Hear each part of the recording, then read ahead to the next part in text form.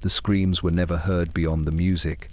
Behind the heavy doors of the bridal suite, a new wife was dying not from poison or blade, but from expectation itself. The year was 1891, and London's finest families were celebrating yet another union built on silence and fear.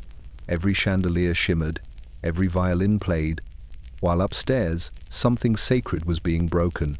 They called it tradition, the wedding night. Yet for countless Victorian women, it was the night their innocence became their punishment. No tenderness, no choice. Only the cold enforcement of duty wrapped in silk and candlelight. Stay with me tonight. Like and subscribe, and tell me where you're listening from, your city, your hour, your quiet corner of the world, because what follows isn't a love story at all. It's a history of submission, of locked doors, and of the most inhuman practices ever sanctified by marriage. The violins faltered first. One note slipped, trembling, and then vanished into the air like a dying breath. Below, in the ballroom of polished oak and flickering chandeliers, no one noticed. Laughter continued, the rustle of silk gowns brushing against waistcoats, the tinkling of champagne glasses echoing like crystal bells. But upstairs, just above the sound of the orchestra, the rhythm of something darker began. A soundless struggle between expectation and fear. The bride had been led away an hour earlier, her face pale beneath a crown of orange blossoms. Her mother had kissed her hand without meeting her eyes, and the women had whispered behind their fans, speaking in riddles about what awaited her. No one said the words aloud. To speak them would have been indecent. It was enough to let the silence do the explaining. Now, the great house lay divided, music and laughter below, silence and dread above. Behind the carved mahogany door, candlelight painted trembling shadows across the bed. The air was sweet with lilies and coursed perfume, but beneath it lingered something colder, the faint iron scent of fear. Her new husband moved like a stranger in a room he already owned, his boots clicking softly against the floor. He had drunk enough to dull his doubts, and she had drunk enough to pretend she had none. In the corner, the clock ticked, each second louder than the last. Outside, the rain had begun to fall, gentle at first, then harder, the wind pressing against the shutters as if it too wanted to look away.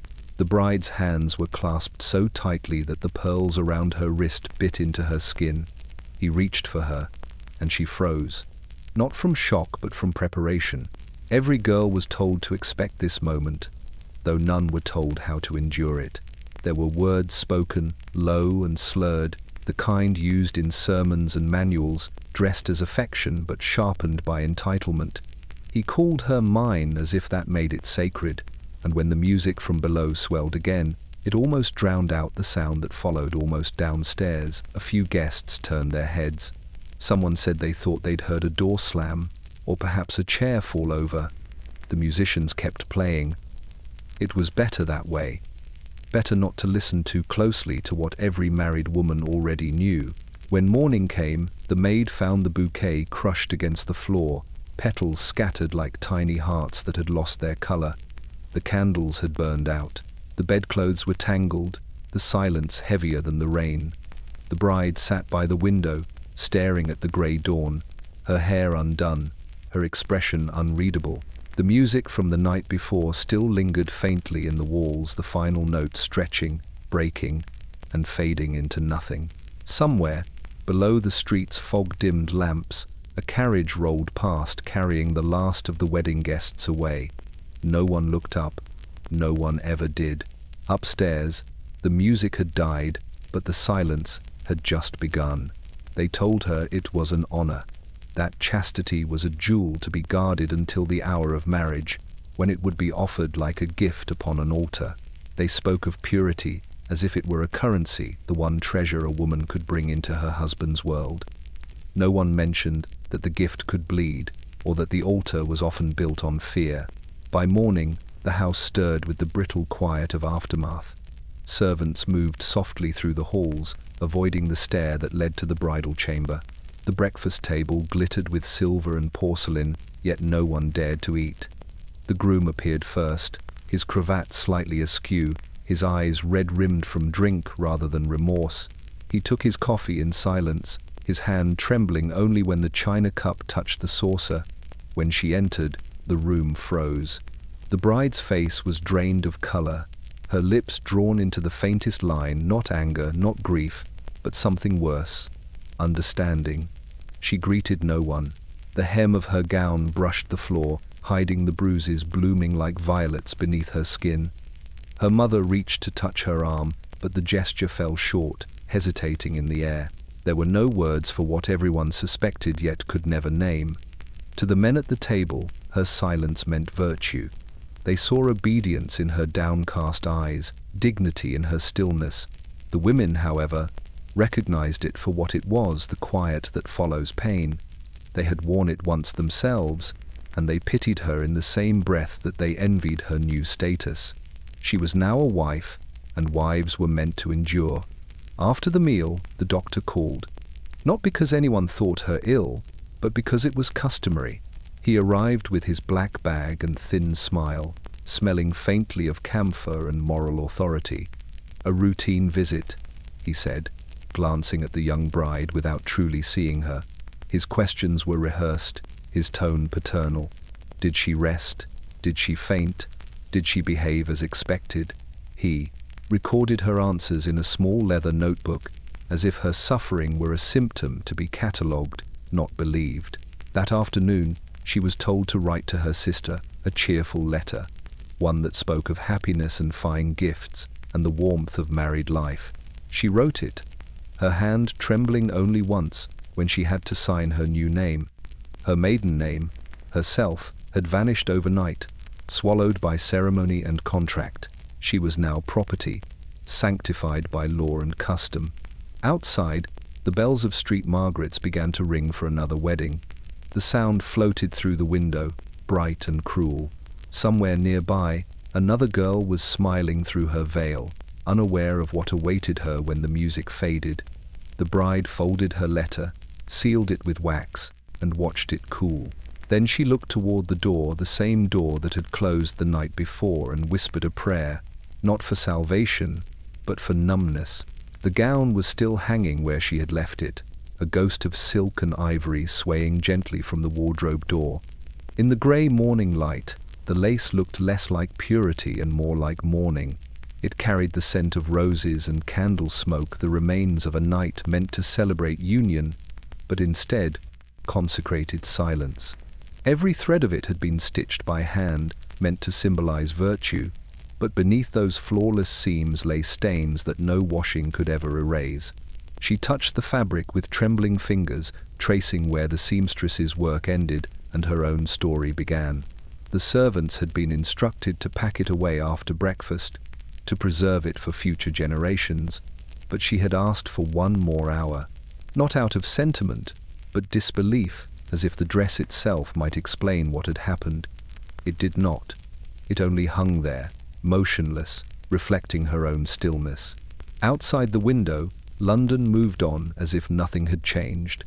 The streets glistened with last night's rain, and carriage wheels splashed through puddles that mirrored grey skies. The morning newspapers shouted about politics and empire, inventions and industry, but none spoke of what took place behind closed doors. The empire ran on rules, and one of those rules was silence. The maid entered quietly, eyes lowered, clutching fresh linen. She did not ask questions, though she noticed the torn ribbon near the shoulder of the gown, the faint rust-colored mark hidden among the folds. She only whispered, "Shall I have it cleaned, ma'am?" The bride shook her head. "No," she said softly. "Let it rest." The maid hesitated, then nodded, understanding too well the meaning beneath those words. In the hallway, the sound of the groom's laughter drifted faintly from his study. He was already receiving visitors, 2 gentlemen, congratulating him on his fortunate match. Their voices were smug, their laughter too loud. They spoke as men do when discussing conquest, not companionship. To them, love was something measured in obedience, and purity a thing to be proven rather than protected. The bride sat by her vanity, staring into the mirror. Her reflection looked older, the soft innocence replaced by something harder, hollower. She remembered the sermons, the Sunday lessons about virtue and patience, the whispered promises that good wives brought peace to their homes. Yet peace, she realized, was only demanded of women. Men were allowed thunder. Women were expected to swallow lightning. She pressed a hand against her chest, feeling her heartbeat steady, unwilling, alive. Somewhere deep inside, something had shifted, something invisible but irreversible. She thought of the other women she had known, cousins, friends, schoolmates, and wondered if they too had sat before their mirrors the morning after, seeing ghosts instead of brides. From downstairs came the sound of a new melody, the piano being played softly, perhaps by her mother trying to fill the house with normalcy again. But the tune faltered, just as the violin had the night before. The notes wandered, lost their way, and stopped altogether. The bride rose and closed the wardrobe door. The lace gown vanished into shadow, leaving only its faint perfume behind.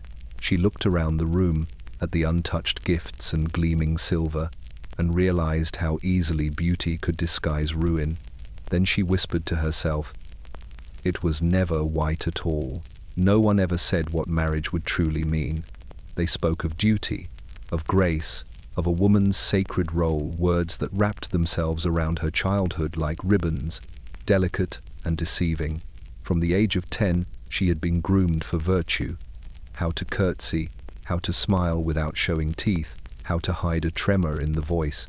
But when the time came for the lesson that mattered most, the one that turned girls into wives, there was only silence. Her mother had tried once, years ago, on a spring afternoon in the drawing room. The light had been soft, the curtains drawn to filter it. "Marriage," her mother began, "isn't something you can prepare for entirely." Then, a pause, long, uncertain. "You'll understand when you're older." And that was all. The words stopped there, hanging between them like smoke. She had nodded, pretending to understand, and her mother, relieved, had returned to her embroidery. The rest of her education came from whispers and books she was not supposed to read. At the academy, the girls traded rumors in the dormitory after lights out, terrible stories about blood and shame, about what men demanded when the candles went dark. Some said it was like a sickness. Others said it was love's proof. All spoke in half-truths, guessing at horrors that none dared name. Their teachers insisted that ignorance was innocence. But ignorance, she would later learn, was the first cruelty of all. On her wedding day, that ignorance had felt like armor until the moment it shattered. And now, sitting by the window days later, she saw how deliberate it had been. Society wanted wives who obeyed without question, who accepted pain as natural and silence as moral. To tell them the truth would be to risk awakening them, and no husband wanted a wife who understood. She remembered the manuals in her father's library, written by physicians and clergymen, prescribing how a woman should receive affection with meekness and of spirit. They warned against resistance, claiming it might endanger the husband's pride or the wife's virtue. They used language so polite it disguised the violence it excused. It was not knowledge, but permission given from one generation of men to the next. Sometimes she wondered if her mother had known, if all women had once sat in the same stillness, pretending ignorance for the sake of survival. It was easier that way, perhaps to live by ritual rather than rebellion, and yet the unspoken truth lingered like a wound that never closed. Every woman, she realized, carried the same lesson carved into her silence. Obedience first, comfort later, if ever. Outside, the city hummed with the sounds of progress, steam engines, carriages, the shrill cry of newsboys shouting headlines about inventions and empire. The world prided itself on enlightenment, on science and reason, yet inside every respectable home, a darkness still thrived, sanctioned by marriage vows and moral law. The bride closed her eyes. She imagined her younger self, sitting cross-legged before her mother, waiting for an explanation that never came. If she could speak to that girl now, she would tell her the truth, that the lesson wasn't how to be loved, but how to endure being owned. And as the wind pressed softly against the glass, She realized that in this house, silence was not ignorance anymore. It was inheritance. The door closed with a soft click too quiet for anyone downstairs to hear, yet loud enough to make her heart stumble. That sound had become a ritual in itself, a nightly punctuation mark between the illusion of civility and the certainty of pain. Each evening followed the same script. Supper served beneath chandeliers, polite conversation about weather and politics, then the slow climb up the staircase to that waiting room of dread. The rest of the house would dim its lamps and retreat, leaving her to the silence behind that door. It had been carved from mahogany, dark and polished, its handle a glint of brass shaped like a serpent. During the day, it seemed harmless, an ornate symbol of wealth and good taste, but at night, it transformed. It was not a door anymore, but a barrier between the world of witnesses and the world of secrets. Once it shut, it erased her voice. Her screams would be absorbed by velvet drapes and thick walls. The servants knew better than to linger nearby. Their quarters were at the far end of the hall for a reason. She had tried, once, to keep it open.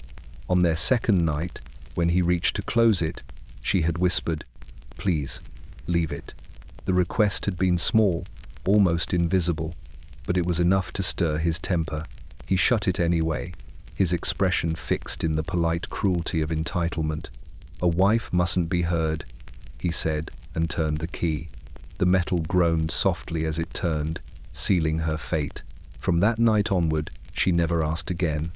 Now, the act of locking it had become part of him, a gesture as ordinary as loosening his tie or pouring a drink. The sound of the latch sliding into place meant ownership. It meant compliance. It meant she no longer existed as herself, only as his reflection. He believed it was love. Society had told him so. Every sermon, every book, every whisper in the gentleman's club had assured him that dominance was devotion. For her, the hours behind that door stretched, endlessly, a hollow space where time lost its shape. Sometimes she counted the chimes of the clock in the hallway, waiting for dawn. Sometimes she traced the pattern of the wallpaper with her fingernails, pretending it was a map, that if she followed the vines and flowers long enough, they would lead her somewhere else. But the pattern always ended at the same place, the edge of the bed.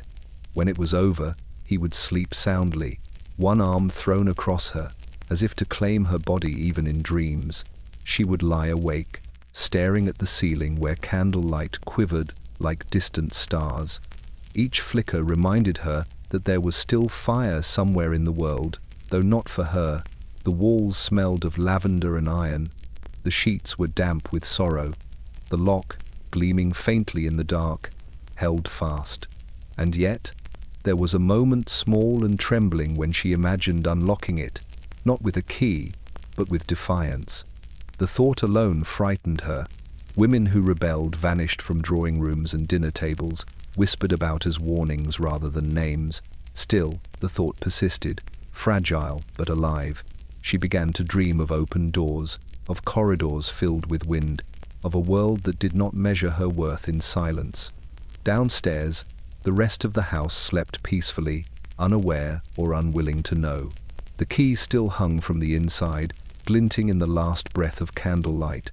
And as the night deepened, she realized that the sound of that lock, once her cage, was also the sound of her awakening. Everything in the room had been chosen to impress, not to comfort. The bed was vast and ornate, its posts carved with vines that twisted upward toward the canopy like living things. White lace hung from above, a gauze that softened the candlelight and gave the illusion of warmth. On the mantel, roses leaned in their vase, beginning to wilt in the heat of the fire. The scent was thick, almost cloying, mingling with the faint perfume that clung to the linen. It was a room meant to look romantic, but every surface whispered deceit. The chambermaids had prepared it carefully that morning, following instructions passed down from older servants who had done the same for countless brides before. Fresh sheets, warmed before the hearth, wine left waiting in cut crystal, a decanter of laudanum in case of nerves, and beside the bed a small basin with water tinted faintly pink from rose oil for washing afterward, though no one said it aloud. The women moved through the motions like ghosts, their faces blank, their sympathy buried beneath obedience. They knew what the room was meant for, though they would never be allowed to name it. By evening, it gleamed like a stage set for virtue, a stage where the first act was always silence. When she entered, escorted by her mother and the housekeeper, she could feel their discomfort. Her mother kept to the shadows, adjusting a candle that didn't need adjusting. The housekeeper offered a polite smile, the kind that women give each other when they both know a truth too terrible to say. Then, as custom demanded, they left her there, promising that all will be well. The door shut behind them, and she was alone. The air felt heavy, almost weighting. She walked to the mirror and caught her reflection pale, trembling, her white gown glowing faintly in the candlelight. For a fleeting moment, she thought herself beautiful, the way brides in paintings appear before they vanish into history. Then her gaze fell upon the bed, and the illusion broke. It was too large, too knowing, as if it had seen everything before. She sat at the edge, her hands folded neatly in her lap, and listened to the faint sounds below the clinking of glasses, a burst of laughter. Celebration continuing, as if her body were not part of its cost. When he entered, the candles wavered. He closed the door with deliberate care, as though sealing a contract. His voice was gentle, rehearsed, filled with the condescension of tenderness. He said she looked perfect, that she needn't be afraid. But his words only deepened her fear, because they were words meant for ceremony, not for comfort. She nodded, as she had been taught, and tried to breathe through the rising dread. Later, when it was finished, the fire had burned low. The roses had opened too far, their petals browning at the edges. The basin of rosewater had darkened. He slept soundly, his breathing deep and even. She sat upright beside him, her body still and rigid, her mind already far from that room. In the flicker of dying light, she realized the truth: this chamber had not been prepared for love at all.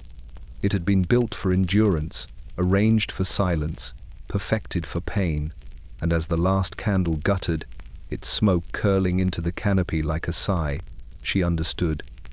This was not her wedding night. It was her initiation. In daylight, he looked almost kind. The sort of man mothers trusted, the sort of husband society praised, tall, confident, with a voice that filled a room before he even spoke. He shook hands firmly, quoted scripture when convenient, and tipped his hat to strangers on the street. Yet the kindness he displayed in public was not meant for her. It was a currency he spent freely among his peers, a charm reserved for the world beyond their home. Inside, when the door shut and the candles burned low, he became something else entirely, not cruel by accident, but by design. He believed himself a good man. That was the most dangerous thing about him. He did not strike her, at least not in ways that left marks visible to guests. His violence was quieter. It lived in the way he corrected her tone, the way he measured her smiles, the way his approval was given like rations. He was not a monster in the eyes of his world. He was its model, a husband who kept his wife in line, who guarded her virtue and preserved her modesty. And when she trembled in his presence, he mistook it for love.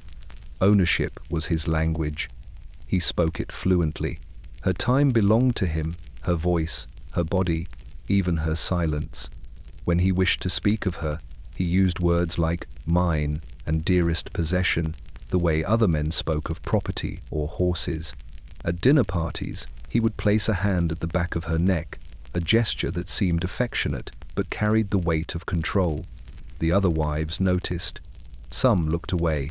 A few, older and wiser, held her gaze a moment longer, their eyes saying what their lips dared not. We know. He kept her letters locked in his desk, claiming it was for her own good. He opened her correspondence before she did, corrected her handwriting when she sent thank-you notes. Once, he tore up a letter from her sister, calling it unseemly chatter. When she wept, he kissed her forehead and said, "A wife must not let small things trouble her." Then he walked away, content that he had been gentle. At church, they sat side by side in the pew reserved for the gentry. The sermon echoed through the nave: obedience, sacrifice, wifely submission. The vicar spoke with conviction, his voice booming like thunder under the vaulted roof. Around her, women bowed their heads, clutching their gloves, pretending not to hear the chains hidden in those words. Her husband's hand rested on hers throughout the service, firm and possessive. She dared not pull away. When the congregation rose for the final hymn, his grip tightened just slightly, as if to remind her that even in God's house, she belonged to him. That night, when they returned home, he spoke to her about gratitude, how fortunate she was, how much he provided. His words were heavy with pride, as though he had saved her from some invisible danger. She nodded, as expected, but her mind drifted to the sound of the lock turning each evening. To him, it was only a lock. To her, it was the echo of her own heartbeat, steady, trapped, enduring. In the darkness, he fell asleep easily, his breath calm and rhythmic, a man at peace with his own righteousness. She lay awake beside him, tracing the outline of the window where a faint sliver of moonlight spilled through. For the first time, she wondered if ownership could ever feel like safety, and realized, with quiet horror, that he would never know the difference. The world called him a husband. She knew better. He was the man who owned her, and his love was nothing more than permission to survive.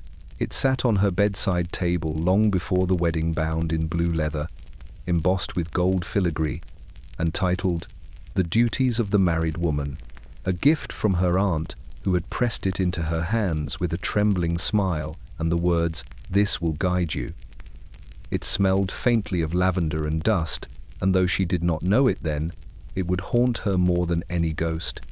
She had opened it only once before her marriage, skimming the pages by candlelight, curious to glimpse what lay beyond that mysterious threshold called matrimony. The first chapter spoke of grace and gentleness, the next of patience.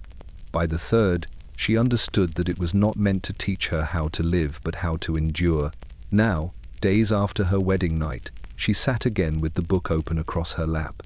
Its pages glowed in the dim afternoon light, the ink slightly faded, the script neat and cruel. One line caught her eye. "A wife's silence is the sound of harmony." Another, "A woman's purity is her greatest weapon, even after she surrenders it." She read those words over and over, feeling something cold rise through her chest. Not shock, but recognition. This was not instruction, it was indoctrination. The manual was a sermon disguised as advice, written by men who had never bled, never trembled, never lived under the weight of obedience. Every page told her how to move, how to speak, how to breathe. It warned against excessive laughter, against contradicting one's husband, against too much time spent in solitude. Idleness, it declared, invites hysteria. She traced the word with her fingertip. They had built an entire language to cage women and called it virtue. Her husband had his own copy, the husband's authority and the stewardship of the home. She had found it one morning on his desk, open to a page that read, "It is the husband's sacred duty to guide his wife as he would a child, firm of hand, steady of purpose." The ink beside that line was smudged, as though he had touched it often. As she turned the pages of her own volume, she noticed the faint notations left by whoever had owned it before her, a mother, perhaps, or grandmother, little marks beside sentences that praised obedience, faint question marks beside others. One passage bore a single word scrawled in pencil at the margin, "Lies." It was small, nearly invisible, but it sent a shiver down her spine. Someone before her had seen through it too. Someone had dared to name the falsehood. Outside, the bells of the parish church rang for evening service, echoing through the streets. She closed the book and stared at the cover, at the gilded title that glimmered like a trap. How many women, she wondered, had carried these words into their wedding chambers, believing they were truths instead of tools? How many had followed them until the echo of their own thoughts faded entirely? The housekeeper knocked softly to announce supper. She hid the book beneath her pillow before standing, smoothing her dress with trembling hands.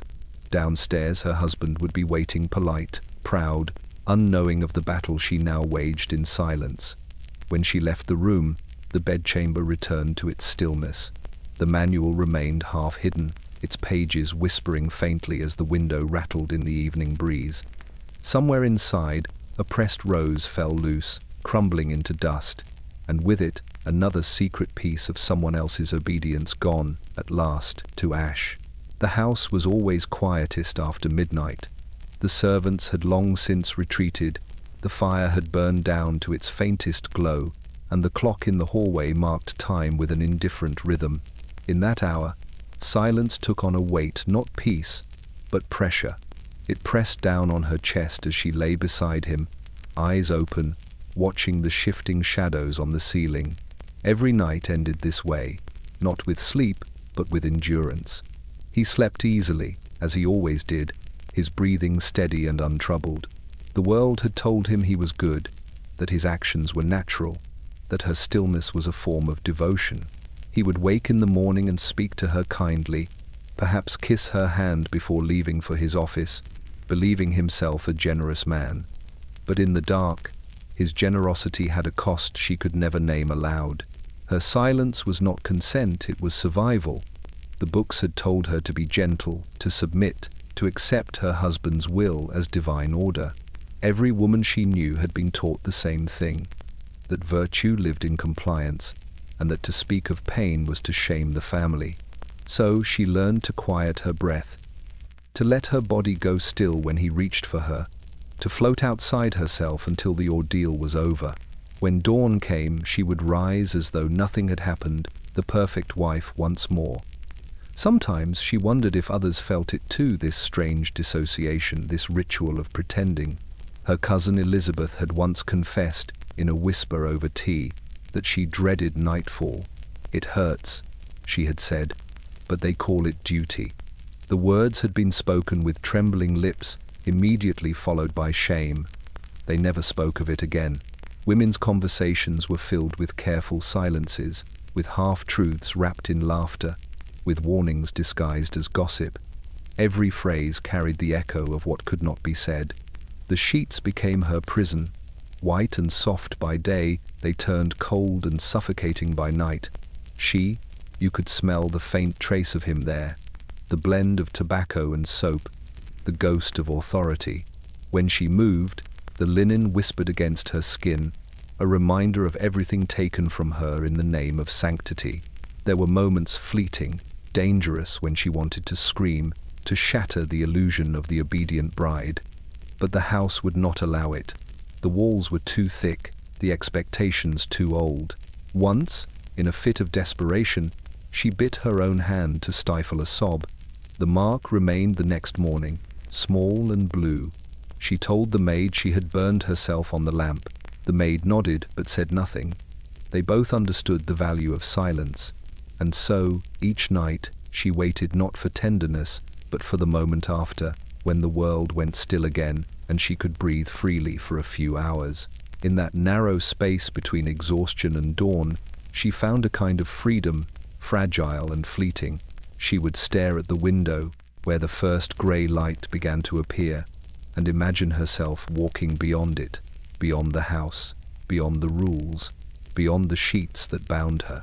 But morning always came too soon. The birds began their song, the servants stirred below, and he reached for her hand as if nothing were wrong. She smiled faintly, as she had been taught, and whispered, "Good morning," and the silence began, all over again. He arrived every Thursday afternoon, punctual as ritual, his polished boots tapping across the marble floor like a metronome of propriety. The servants greeted him with hushed respect, calling him Dr. Palmer, as if the title itself carried holiness. He was a man of reputation, clean gloves, silver-tipped cane, the faint aroma of carbolic and cologne. He treated the ailments of London's finest families, prescribing rest for their wives and reason for their husbands. His patients adored him. None dared question him. She met him first in the parlour, her husband standing just behind her like a warden beside an obedient prisoner. "My wife has been unwell," the husband said. Melancholia, perhaps. The doctor nodded gravely, adjusting his spectacles. A common condition among ladies of refinement. Too much solitude, too much feeling. The mind grows weak without male guidance. He said it as if diagnosing a cough. She sat still, her hands folded neatly in her lap, the picture of docile fragility that the world expected. He asked her questions, each one phrased like a courtesy, but edged with condescension. Did she sleep? Did she dream? Did she fulfill her duties? She answered softly, careful to keep her voice even, her eyes lowered. When her husband left the room at last, she dared to breathe more freely. The doctor leaned closer, lowering his voice. You must not think too much, Mrs. Hale. Reflection invites sorrow. Your nerves require stillness. Stillness, that word again, the same one she heard in sermons and handbooks, the same that defined her existence. He wrote prescriptions in a tidy script. Tonic water, half a glass before bed, avoid novels of sensation, take fresh air with your husband daily. He handed her the note as if it were salvation, but there was more. On his second visit, he brought a small mechanical device in a velvet case, a hand-cranked contraption made of brass and glass, gleaming in the light. A new medical advancement, he explained, for female hysteria. She stared at it, bewildered, as he spoke with professional calm. A brief application of this apparatus eases tension in the womb and restores moral balance. You'll feel much relieved. The treatment began the next week, carried out behind the locked parlor door while her husband read the newspaper in the next room. She felt nothing but humiliation, the indignity of being touched not as a woman but as a specimen. When she flinched, the doctor told her not to be alarmed. It was a scientific necessity. Pain, he said, is simply misplaced emotion leaving the body. When it was over, he noted her pulse, smiled with satisfaction, and declared her cured. That evening, she stood before the mirror, her face pale beneath the lamplight. Her reflection looked hollow, almost transparent. The doctor's words echoed in her mind. Misplaced emotion. Perhaps he was right. Perhaps grief and anger were simply energies that had nowhere to go. But she began to see the truth. These men were not healers. They were priests of silence, binding women to obedience with the language of medicine. Each week, the doctor returned, and each week her soul retreated further inward. The house praised his success, her husband thanked him warmly, and society applauded the miracle of modern science. But in the dim hours before dawn, when the world slept and the walls loosened their hold, she pressed a hand against her chest and whispered, "The sickness is not mine." The next Thursday, when the bell rang and the servants opened the door, she did not come down to greet him. The doctor waited in the hall, puzzled, then left his card on the silver tray. Upstairs, in her room, she tore the prescription into pieces and watched them fall like pale snow into the fire. The ashes curled, black and weightless, rising toward the chimney, finally free of his science, if only for a moment. It had been signed in the vicar's study on a rain-soaked afternoon, days before the ceremony, while her father and the groom exchanged cordial words over brandy. She had sat between them like an ornament, hands folded, heart pounding, her signature trembling at the bottom of a document she had not been allowed to read. The contract was a formality, they said, a civilized arrangement to ensure her comfort, her protection, her future. But the truth, buried beneath wax seals and legal phrases, was simpler and far darker. It was a bill of sale. The paper smelled of ink and damp wool. Each line recorded the transaction of her life. Her dowry, £4,000, payable upon consummation. Her inheritance, transferred to her husband's stewardship for the preservation of family assets. Her body, unmentioned, yet understood to be included in the exchange. She remembered the way her father had smiled, proud and weary. "You'll be well cared for, my dear," he'd said. "He's a man of position." His tone carried the relief of a debt repaid. Her husband to be signed next, his pen strokes confident and unhurried. When it came her turn, she hesitated only a moment before pressing her name into the paper, the ink pooling like a wound. "Good," her father murmured. "That's my girl. The solicitor rolled the parchment neatly, tied it with ribbon, and locked it in his case. The sound of the clasp closing was final, like the turning of a key. After the wedding, the contract followed her, a silent presence, tucked away in her husband's desk among deeds and letters. It was rarely mentioned, yet its authority filled every corner of their home. It decided where she could go, what she could spend, even whom she could speak to. The servants deferred to it, the law enforced it. And she, bound by it, existed within its invisible borders. Once, in the second week of her marriage, curiosity overcame fear. While her husband dined with guests, she unlocked in his study drawer and unrolled the parchment beneath the lamplight. The words blurred slightly in her trembling vision, the handwriting slanted and formal, every sentence wrapped in civility. But she understood enough. The language of property was unmistakable. She was not a partner, she was possession. She traced her own name where it appeared near the bottom, small and fragile between two signatures of men. It struck her then that marriage, as they defined it, was not the joining of souls but the transfer of ownership. Even the law agreed. A married woman could not own land, nor her own wages, nor even her own body.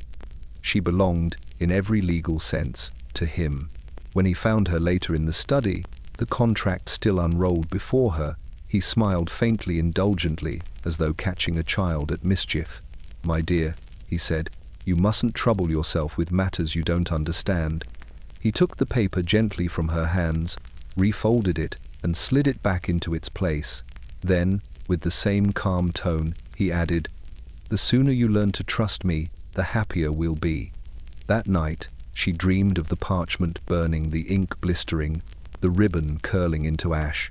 But when she woke, the house was silent and unchanged, and the contract still lay in its drawer, binding her to a life signed away in perfect handwriting. The rain had stopped, yet the sound of it remained inside her, steady, endless, impossible to forget. It happened sooner than she expected. The candlelight flickered across the bedpost, painting the room in gold and shadow, as if the walls themselves were holding their breath. She had been told to lie still, to be calm, to prepare herself for what every bride endured. The instruction had been given gently, almost kindly, yet its meaning was absolute.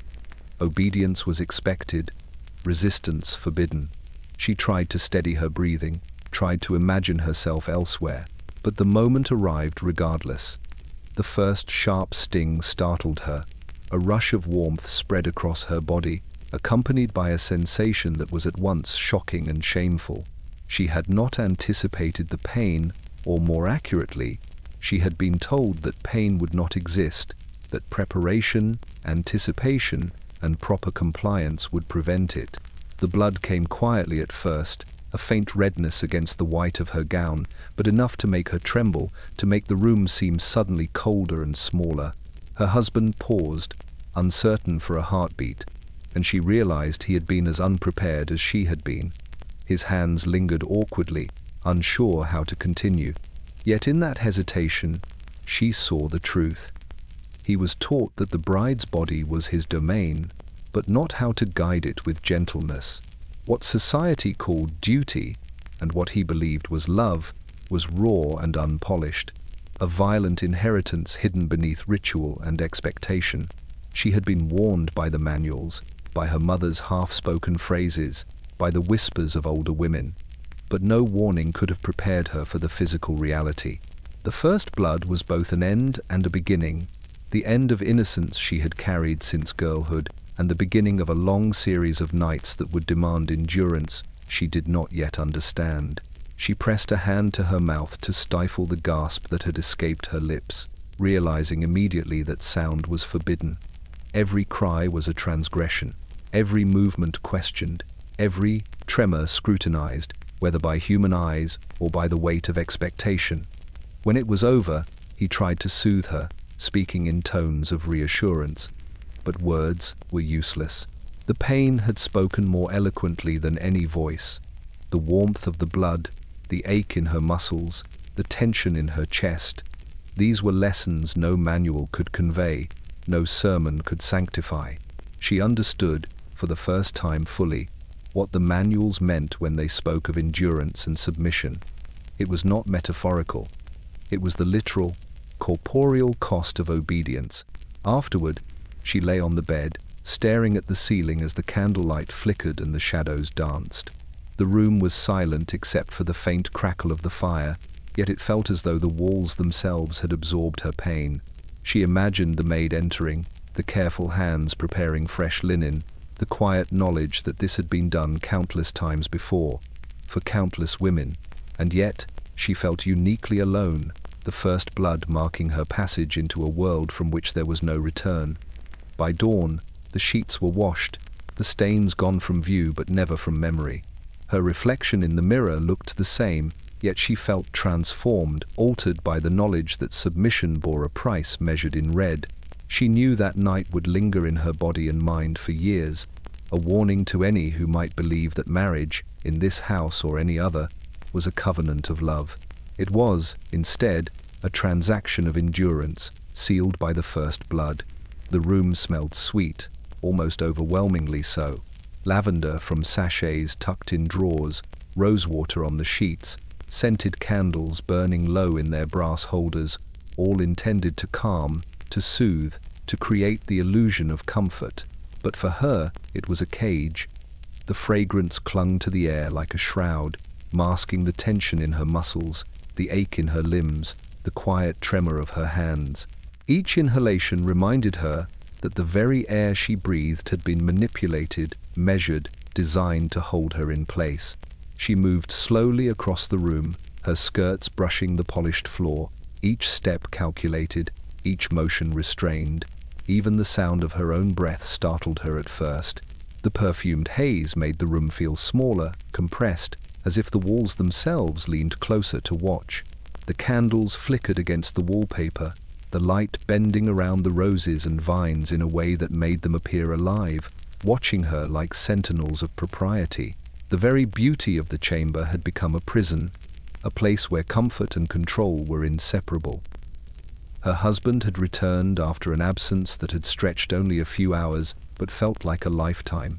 He carried himself with the same calm authority he always displayed, moving through the room as though it were a stage, and she, a prop, had been placed precisely where he wished. His eyes lingered on her face, assessing, weighing, yet never truly seeing. His hands rested lightly on her waist at first, then moved to adjust her hair, smooth the folds of her gown, touch the lace of her collar. Each gesture was casual, almost tender, but it carried the unspoken truth of ownership. She remained still, her body memorizing the protocol of compliance. The perfumed cage extended beyond the room itself. The doors, always closed after supper, cut her off from the house, from the servants, from the outside world. The world beyond her chamber was bright, bustling, alive yet inaccessible. She had learned to occupy her mind, to trace patterns in the lace, to count the seconds between one candle flicker and the next. Hours passed unnoticed as she built mental escape routes, corridors of thought through which she could walk freely, if only in imagination. The fragrance, once meant to soothe, became a marker for time, a scented metronome of confinement. Even the small comforts offered to her became part of the cage. Fresh sheets, warmed by the hearth, smelled faintly of rosewater and something faintly metallic, the residue of countless brides who had lain here before her, who had followed the same lessons, endured the same ministrations. The water in the basin, tinted with petals, reflected her face back at her in fragmented glimpses. Each reflection seemed to ask the same question: how long could she survive this ritual and still remain herself? At night, when the world outside fell silent, the cage felt heaviest. The perfumed air filled her lungs and pressed against her skin. She could hear the faint rustle of lace and silk, the soft scratch of pages in her husband's study below, the distant echo of the city beyond the walls. And in that weight, she understood the cruel ingenuity of it all. Beauty, fragrance, warmth, all designed to make her endure, to make her obedience seem voluntary. The chamber had become a masterclass in subtle tyranny, a space where luxury and terror intertwined. As dawn crept through the window, the candlelight dimmed and the perfume grew faint. She stood, stretching limbs stiff from long hours of immobility, and walked to the window. The world outside was moving, alive with noise and color, yet she was still bound by the invisible bars of her chamber. The perfumed cage had held her through another night, and she knew it would hold her through many more. And yet, in that quiet moment, she inhaled deeply, savoring the scent, and imagined the day when the doors might open and she would step beyond the cage into a freedom she had yet to see. The bed stood at the center of the room like a monument, its posts carved with twisting vines and delicate blossoms, its canopy draped in lace that filtered the candlelight into soft, trembling shadows. By day, it seemed like an elegant promise, a sanctuary of comfort and rest. By night, it transformed into an altar of expectation. Every thread, every fold, every inch of linen bore the weight of obligation, as though the very fabric had been woven to remind her of her duty. The duty to endure, the duty to submit, the duty to be silent. She had spent the afternoon preparing for it, a meticulous ritual learned over weeks of whispered instructions and half-taught lessons. She smoothed the sheets with trembling hands, checking the pillows, arranging the blankets just so, as though the careful alignment of the bed could somehow grant her grace or soften what was to come. But she knew it could not. The bed's perfection was a mockery, a gilded frame for the rites she had been trained to undergo. When he entered the room, the air shifted. He carried himself with the calm authority of one who believes in his right, his correctness, his place in the order of the world. The first words he spoke were gentle, almost tender, yet each syllable reinforced the power imbalance that neither of them would dare question. She nodded and obeyed, just as she had been taught, her hands folded neatly on her lap, her gaze lowered. The hours that followed were measured not in minutes, but in movements, his, hers, the spaces between them. Every gesture had its purpose, every sigh, every tremor was interpreted and catalogued.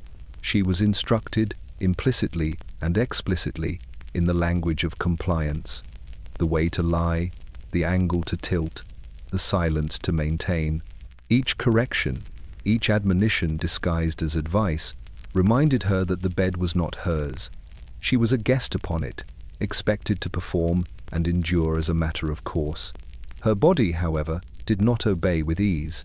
She felt the strain in her limbs, the ache in her back, the sharp sting that appeared without warning. Pain became another instructor, more persuasive than the manuals, more insistent than the whispered lectures of her mother. It reminded her of her place, of the consequences of resistance, and of the one certainty that the bed represented. She belonged not to herself, but to the ritual that bound her. Outside the room, the house continued its routines. The servants moved quietly in the hallways, the wind rattled the shutters, and distant carriage wheels hummed along the cobblestone street. All of it carried on as though nothing had happened, as though the rites of the night were invisible to the world, and in a sense, they were. The bed of duty was a private tribunal, its proceedings conducted behind closed doors, its verdict enforced with gentle hands and societal expectation. When the ordeal ended, she lay still, staring at the ceiling where candlelight flickered against the painted plaster. Her body was spent, her mind numbed, her spirit quieted but not extinguished. She had learned, once more, that obedience was not a choice but a survival mechanism, that endurance was a skill, and that the bed so lavish, so inviting by day, was the chamber where innocence was claimed and shaped to the design of others. By morning, the linens were smoothed again, the candles snuffed, and the perfumed room restored to its appearance of comfort. Yet she knew the truth, carried within her in aching muscles and racing thoughts. The bed of duty would await her each night, unchanged in its expectation, unyielding in its claim, and she, silent and obedient, would return to it, performing the ritual, enduring the pain, living the duty that had been assigned before she ever understood what it truly meant. The housekeeper knew everything, though she never spoke it aloud. Her eyes, sharp and watchful, missed nothing. Every crease of the bride's forehead, every trembling hand, every hesitant step toward the bridal chamber was noted and catalogued in the quiet of her mind. She had served in the house for decades, seen generations of young women arrive in gowns of white and leave with faces pale and eyes hollow. She moved among the halls like a shadow, a witness to truths no one else would acknowledge. That evening, as the candles guttered low in the drawing room, the housekeeper approached the bride. Her voice was soft, barely above a whisper, so that the guests seated for supper below could not hear. "Do not fear the night," she said. There was no comfort in the words, only acknowledgement. The bride looked up, startled by the gentleness in the tone, the weight of experience in the old woman's eyes. "You will endure," she continued, "as all have before you." It was not a promise, it was a warning. The housekeeper's whispers carried the weight of unspoken history. Daughters, nieces, and granddaughters who had passed through the same ritual. Some had emerged unchanged in appearance, though hollowed within. Others had crumpled under expectation, their spirits shattered long before their bodies were touched. Every word the housekeeper spoke was measured, carefully chosen, revealing the truth without naming it, passing knowledge like a secret inheritance. She led the bride toward the staircase, her hand on the girl's elbow, steadying and guiding. "Walk slowly," she murmured, her eyes glancing down the hall. "Do not hurry. The house will test you, but you must not falter." Her words were cryptic, like riddles woven into bedtime stories, but the bride understood. Every step was part of a trial she could not refuse, a journey she could not escape. Upstairs, the doors waited, heavy and unyielding. Behind them, the chamber was prepared as always, lace-draped, perfumed, and waiting for the ritual that would define her existence. The housekeeper paused at the landing, letting the bride's hand slip from hers. "Remember," she whispered, "you are not alone, even if it feels so. Others have walked this path, and others will after you. Endure, and endure well." The bride looked into the old woman's eyes, seeing decades of service, of silent observation, of participation in a system that demanded obedience. There was compassion there, yes, but also resignation. The housekeeper had known the truth since her own wedding night, that love was rarely present, that the bed was a place of duty, and that survival depended on careful compliance. Yet she carried herself with dignity, moving through the house with quiet authority, offering guidance without indulgence, acknowledgement without interference. As the door to the bridal chamber closed behind the bride, the housekeeper remained on the landing, listening to the faint sounds beyond. A candle flickered, a floorboard creaked, a soft sigh escaped into the shadows. She shook her head slightly, a gesture of both empathy and inevitability. Downstairs, the music from the supper room continued, the world outside oblivious to the trials unfolding in the rooms above. For a moment, she allowed herself to remember her own youth, her own nights of endurance, her own whispered warnings passed along through decades. And then she turned, moving back toward the drawing room, her footsteps quiet on the polished wood. She had duties to fulfill, duties to observe, and duties to guide.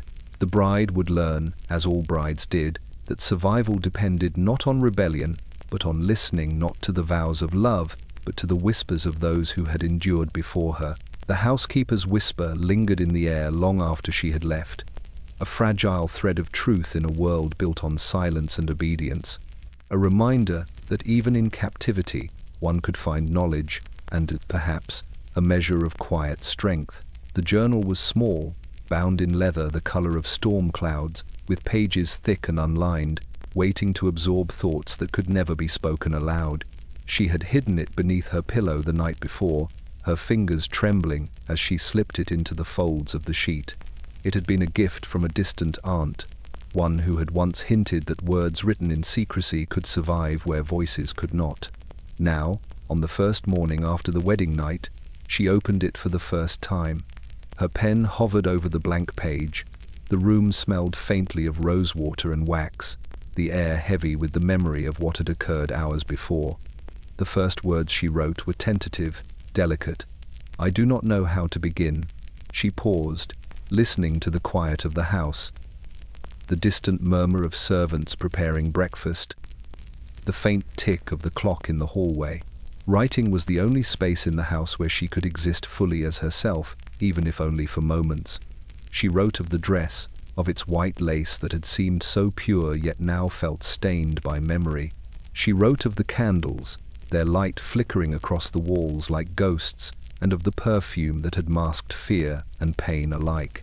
Every description was a careful mapping of the chamber, a catalogue of details that would otherwise be lost to the rituals of obedience and silence. The journal became a mirror, reflecting the world she had been forced into and the self she had brought into it. Her thoughts turned to her husband, his hands, his words, the way he moved through the room with an air of quiet authority. She wrote what she dared, avoiding judgment yet capturing the reality of possession, the subtle corrections, the measured touches, the expectation that she endure without complaint. Every sentence trembled with contradiction, respect for his civility mingled with horror at his control. She found herself pausing often, pressing the pen to the paper, as though hesitation might slow the memory from settling too deeply in her mind. The journal also became a ledger of her own reactions, a silent witness to the endurance she had been trained to display. She recorded moments of fear, flashes of anger, and the faint pulse of defiance that persisted despite the rituals imposed upon her. It was a place where she could acknowledge herself, measure her own courage, and remind herself that she had not vanished entirely into the role the world demanded.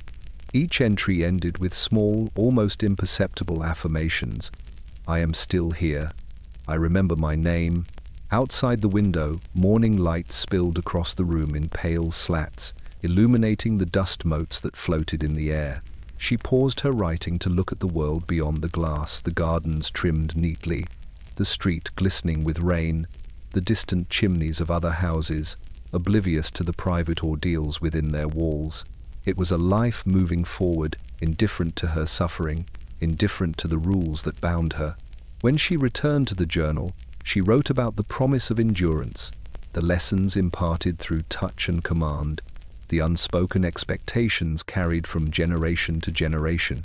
The pen scratched across the page as though marking territory, reclaiming something for herself in the only way she could.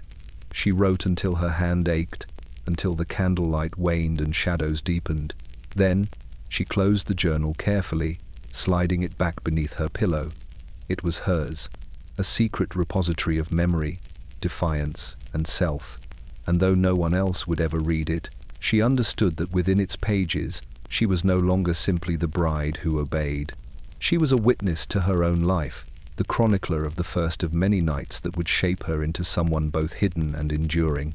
The advice had been written with impeccable care, printed neatly on cream-colored paper, and bound in a thin pamphlet that smelled faintly of ink and polished wood.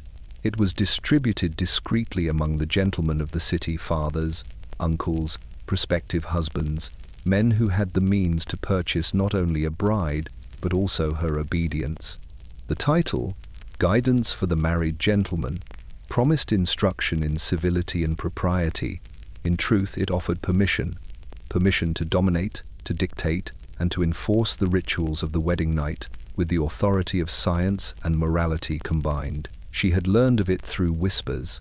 The housekeeper mentioned it once, her voice low, careful not to draw attention. They read it aloud in drawing rooms, she said, her eyes dark with memory. Not aloud, exactly, but the lessons are carried in every gesture, every word, every touch. Every man knows it. Every woman suffers for it. The implication settled in her mind like dust, coating her nerves with unease. She had always suspected that the world was unfair, but to see the unspoken rules written and codified, approved by learned men, made her pulse quicken with both fear and disbelief. The doctor's advice was meticulous, thorough, and chilling in its civility. Husbands were instructed to approach their brides with patience, to speak softly, to avoid sudden movements. Gentle touches were recommended, but always measured, precise, designed to impress obedience upon the body. They were told to correct the slightest hesitations, to interpret every sigh and shiver as either compliance or resistance. If resistance persisted, it was to be met not with anger, but with firmness, the firmness of authority sanctioned by science. Each instruction was presented as an act of love, though the underlying message was unmistakable. Control was a right, obedience a duty. The pamphlet also detailed physical considerations, cloaked in medical language. It advised on posture, positioning, and the duration of certain actions. As if the body could be trained like a horse, its obedience measured and perfected. There were sections on hygiene, on dress, on diet, all justified under the guise of health, all ultimately serving the same end: the assurance that a wife would conform, endure, and remain docile. Those who strayed from the prescribed behavior were subtly warned. Disease, nervousness, hysteria, all the consequences of non-compliance. She imagined her husband reading it, perhaps having already read it before their marriage. Every gesture of his that had seemed casual, every instruction or correction, now gleamed with new meaning. He believed himself educated, enlightened, even benevolent, and yet the pamphlet had given him license to enforce a regimen of control with the precision of a surgeon. Love, as described in its pages, was inseparable from dominance. At night, after he had retired and the candles had guttered low, she sat by the window and traced the words in her mind, imagining the thousands of other men in the city, equally instructed, equally empowered. The realization was suffocating. These were not anomalies, nor isolated cases. They were part of a system, one sanctioned by science, morality, and tradition. She pressed her palms against her eyes, the faint scent of candle wax and rosewater clinging to her skin. The world beyond the window was still, ignorant, oblivious, but within these walls, she understood the truth. The rituals she endured were not mere customs. They were enforced, codified, and approved. Her suffering was sanctioned, her endurance expected, and her silence the silence beneath the sheets, the silence in the drawing room, the silence carried in every polite smile, was the ultimate lesson taught by those who called themselves gentlemen. And in that quiet hour, she realized that understanding the rules did not protect her, it only magnified the weight of them. Her education had begun long before the wedding, in subtle lessons that she had scarcely noticed at first. It was not taught in schools, nor in the polite assemblies of young ladies. It was whispered through example, embedded in rituals and ceremonies, conveyed in glances and silences.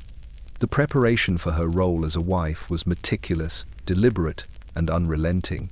Every lesson carried a hidden message: to obey without question, to endure without complaint, to perform with flawless composure. From early childhood, she had been instructed in the small gestures that define decorum: how to hold her hands, how to sit with a straight back, how to modulate her voice so that laughter was measured and smiles contained. Mothers, aunts, governesses all imparted these lessons in hushed tones, teaching her that appearance and perception were paramount. She learned that modesty was not merely a virtue, but a shield against scrutiny, that silence was a tool for survival, and that obedience was rewarded with approval. Yet the most important lesson, the one that awaited her beyond the veil and the vows, had never been spoken aloud. She remembered the afternoon when her mother sat her down in the drawing room, sunlight slanting through the lace curtains. Her hands were folded neatly in her lap, as they always were during instruction. "There are things you will never be told," her mother said, her voice almost a whisper, "things you will have to discover for yourself. Remember that obedience will keep you safe, and endurance will preserve your dignity." The words were heavy with unspoken meaning. She had nodded, understanding only part of what was implied, but the gravity of the moment lingered in her memory. The education of a wife extended beyond manners. She had learned to read the moods of men, to anticipate desires, to interpret subtle signals in tone and gesture. Every glance, every pause in conversation, could signify expectation or displeasure. She had been taught that her own feelings were secondary, that comfort and fear were to be controlled, never expressed. Even curiosity, natural and innocent, had been cautioned against, lest it lead to questions that could not be answered, or worse, to defiance. On the eve of her wedding, she finally understood the full breadth of this education. The lessons she had absorbed over a lifetime converged in that moment. Every gesture she had practiced, every smile she had rehearsed, every note of silence she had mastered, yet nothing could truly prepare her for the collision of ritual, expectation, and physical reality. The manuals, the whispers, the carefully orchestrated guidance of mothers and housekeepers all fell short in the face of the truth. The world demanded more than performance. It demanded submission. She spent the first night in the bed that had been prepared for her like a stage, the lessons of years colliding with the immediacy of experience. Her body, her voice, her very thoughts were subject to scrutiny. She discovered that endurance was not merely mental, but corporeal, a constant negotiation of pain, fear, and obligation. And as she lay beneath the lace canopy, candlelight flickering across the walls, she realized that her education would continue indefinitely. Each night would be another lesson, every morning a new test. By dawn, the realization settled upon her with quiet clarity. The education of a wife was never complete. It was a lifelong curriculum, taught through ritual, enforced by expectation, and carried silently in the endurance of those who had walked the same path before her. Every smile she would offer, every sigh she would suppress, every obedience she would perform was part of that unending instruction. And in that knowledge she felt both despair and a fragile determination to survive, to endure, and to quietly record the truths that no one else would teach. Night stretched long and silent, the hours pressing against her chest like invisible hands. The candle burned low, its flame quivering with every draught that slipped through the shutters. Outside, the city slept, unaware of the quiet trial unfolding in the upper chambers of the house. Inside, she lay rigid on the bed, her body a vessel of obedience, her mind a tangle of fear, anticipation, and the faintest flicker of defiance. Every breath was measured, every heartbeat a quiet testament to survival. She whispered no prayers for comfort. There was no hope to be found in the familiar rituals her governess had taught her or in the Sunday sermons she had recited as a girl. Instead, she whispered to herself, a quiet litany of endurance. Let it pass. Let it end. Let the morning come. Each repetition was a balm, however fragile, against the tide of expectation that pressed in from every direction. The hours dragged on, punctuated by the occasional creak of the floorboards or the distant toll of a bell from the parish below. The bed felt different in the early hours of the morning. What had seemed soft and welcoming in daylight now pressed against her like a tribunal. She could feel every thread of lace and linen, every fold of silk, as if the materials themselves had memorized the patterns of her submission. Each movement was a test, each sigh a judgment. Her husband slept beside her, oblivious, his chest rising and falling in steady rhythm, confident in his entitlement, unaware that the silence he assumed to be compliance was in truth a landscape of fear. As the minutes stretched into hours, she felt the pulse of the night in her veins. The memory of every lesson, every whispered warning, every manual she had been forced to study came flooding back. She remembered the housekeeper's eyes, the quiet admonishments, the subtle gestures that conveyed knowledge without words. She remembered the physician's advice, the pamphlets that guided her husband's hands and dictated her endurance. And now, alone in the semi-darkness, she understood the true weight of those teachings.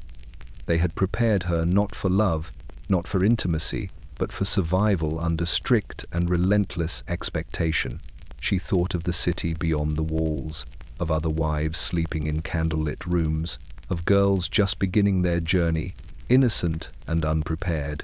Across London, the same prayers for morning were whispered, the same endurance practiced, the same silence maintained. Each prayer was an attempt to call the dawn closer, to bridge the gap between the terror of night and the fragile freedom of day.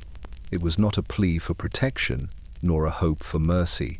It was a simple, desperate request that time continue, that she live through another cycle, another night, another ritual.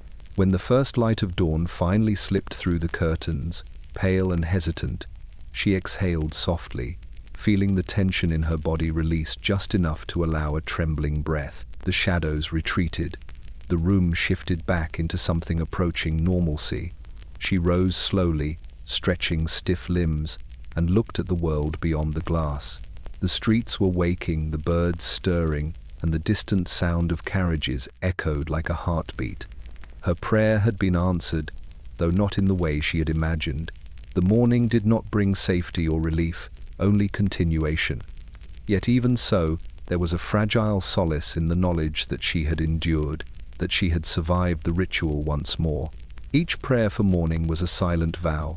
She would survive again and again, for as many nights as this house demanded, until she could find some measure of quiet strength in the relentless rhythm of dawn. The veil lay across her lap like a sheet of frost, delicate and light, yet impossibly heavy. It was meant to symbolize purity, innocence, and the promise of love, yet each thread seemed stitched with the weight of expectation. She had worn it during the ceremony, a luminous barrier between her and the eyes of the congregation, hiding her face while displaying her obedience.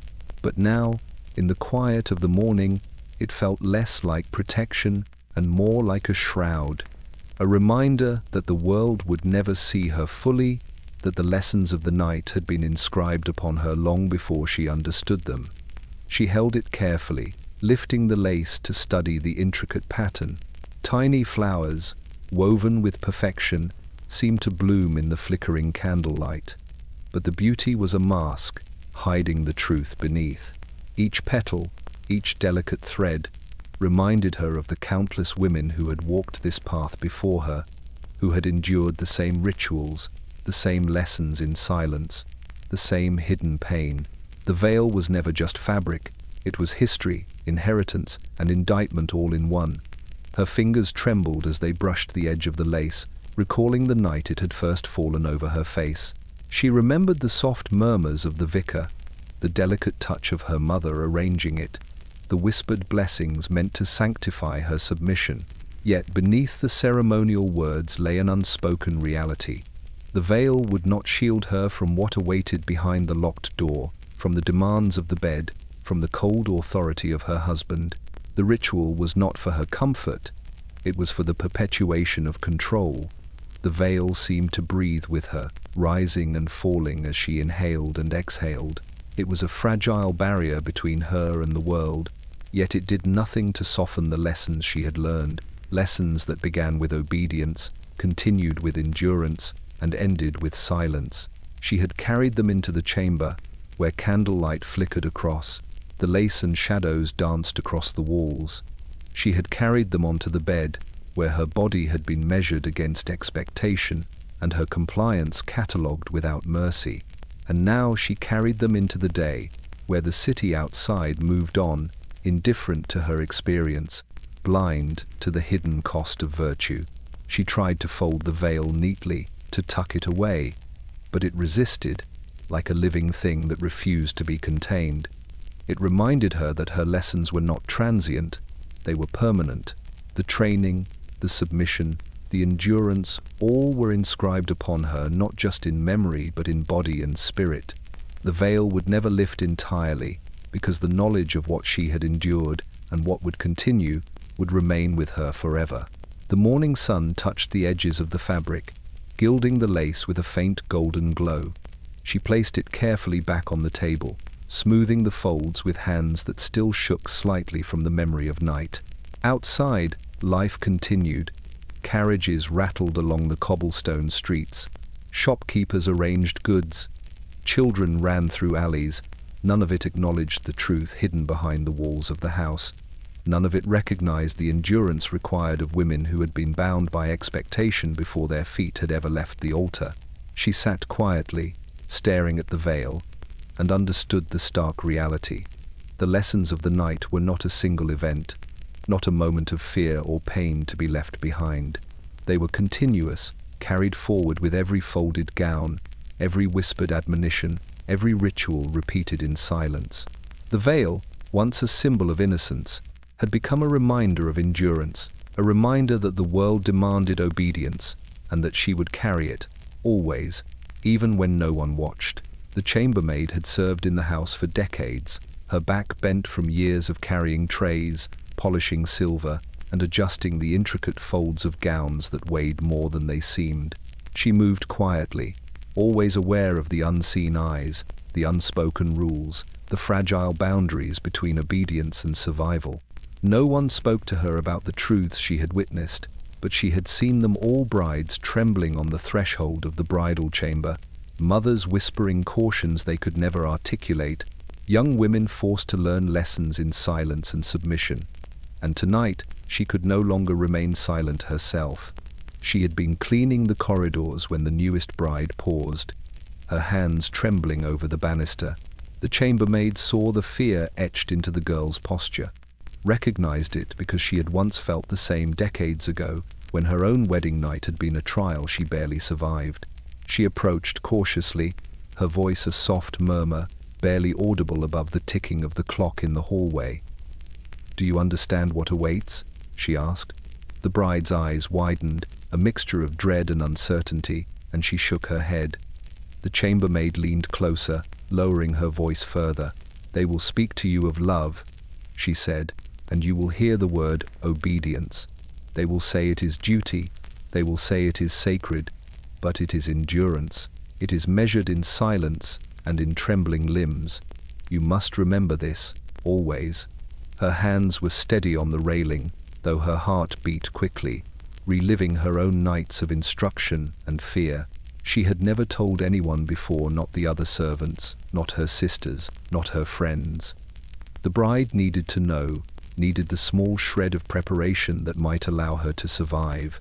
The girl listened, nodding slowly, absorbing each word like a fragile lifeline. The chambermaid continued, her voice calm but firm. "You are not alone in this. Every bride has passed through it. Every one has carried her terror behind closed doors. And yet, we endure. You will endure. It is not kindness that makes you survive. It is careful observation, self-control, and knowledge of what they expect." She glanced down the hallway, toward the heavy doors at the end. Behind them lay the ritual, the bed prepared for duty, the darkness in which the bride's body and spirit would be tested. The chambermaid shivered at the memory, feeling again the weight of the sheets, the scent of rosewater and wax, the smell of sweat and fear that no one else could detect. Yet she pressed on. Learn to breathe quietly, to hold your body still, to let your mind wander. These small skills are what keep you whole when the rest of the world demands obedience. The bride swallowed, trembling, and the chambermaid placed a reassuring hand on her shoulder. "No one will speak of this," she said. "Not your mother, not your husband, not the house. You will appear calm, composed, happy even, and that will be your protection."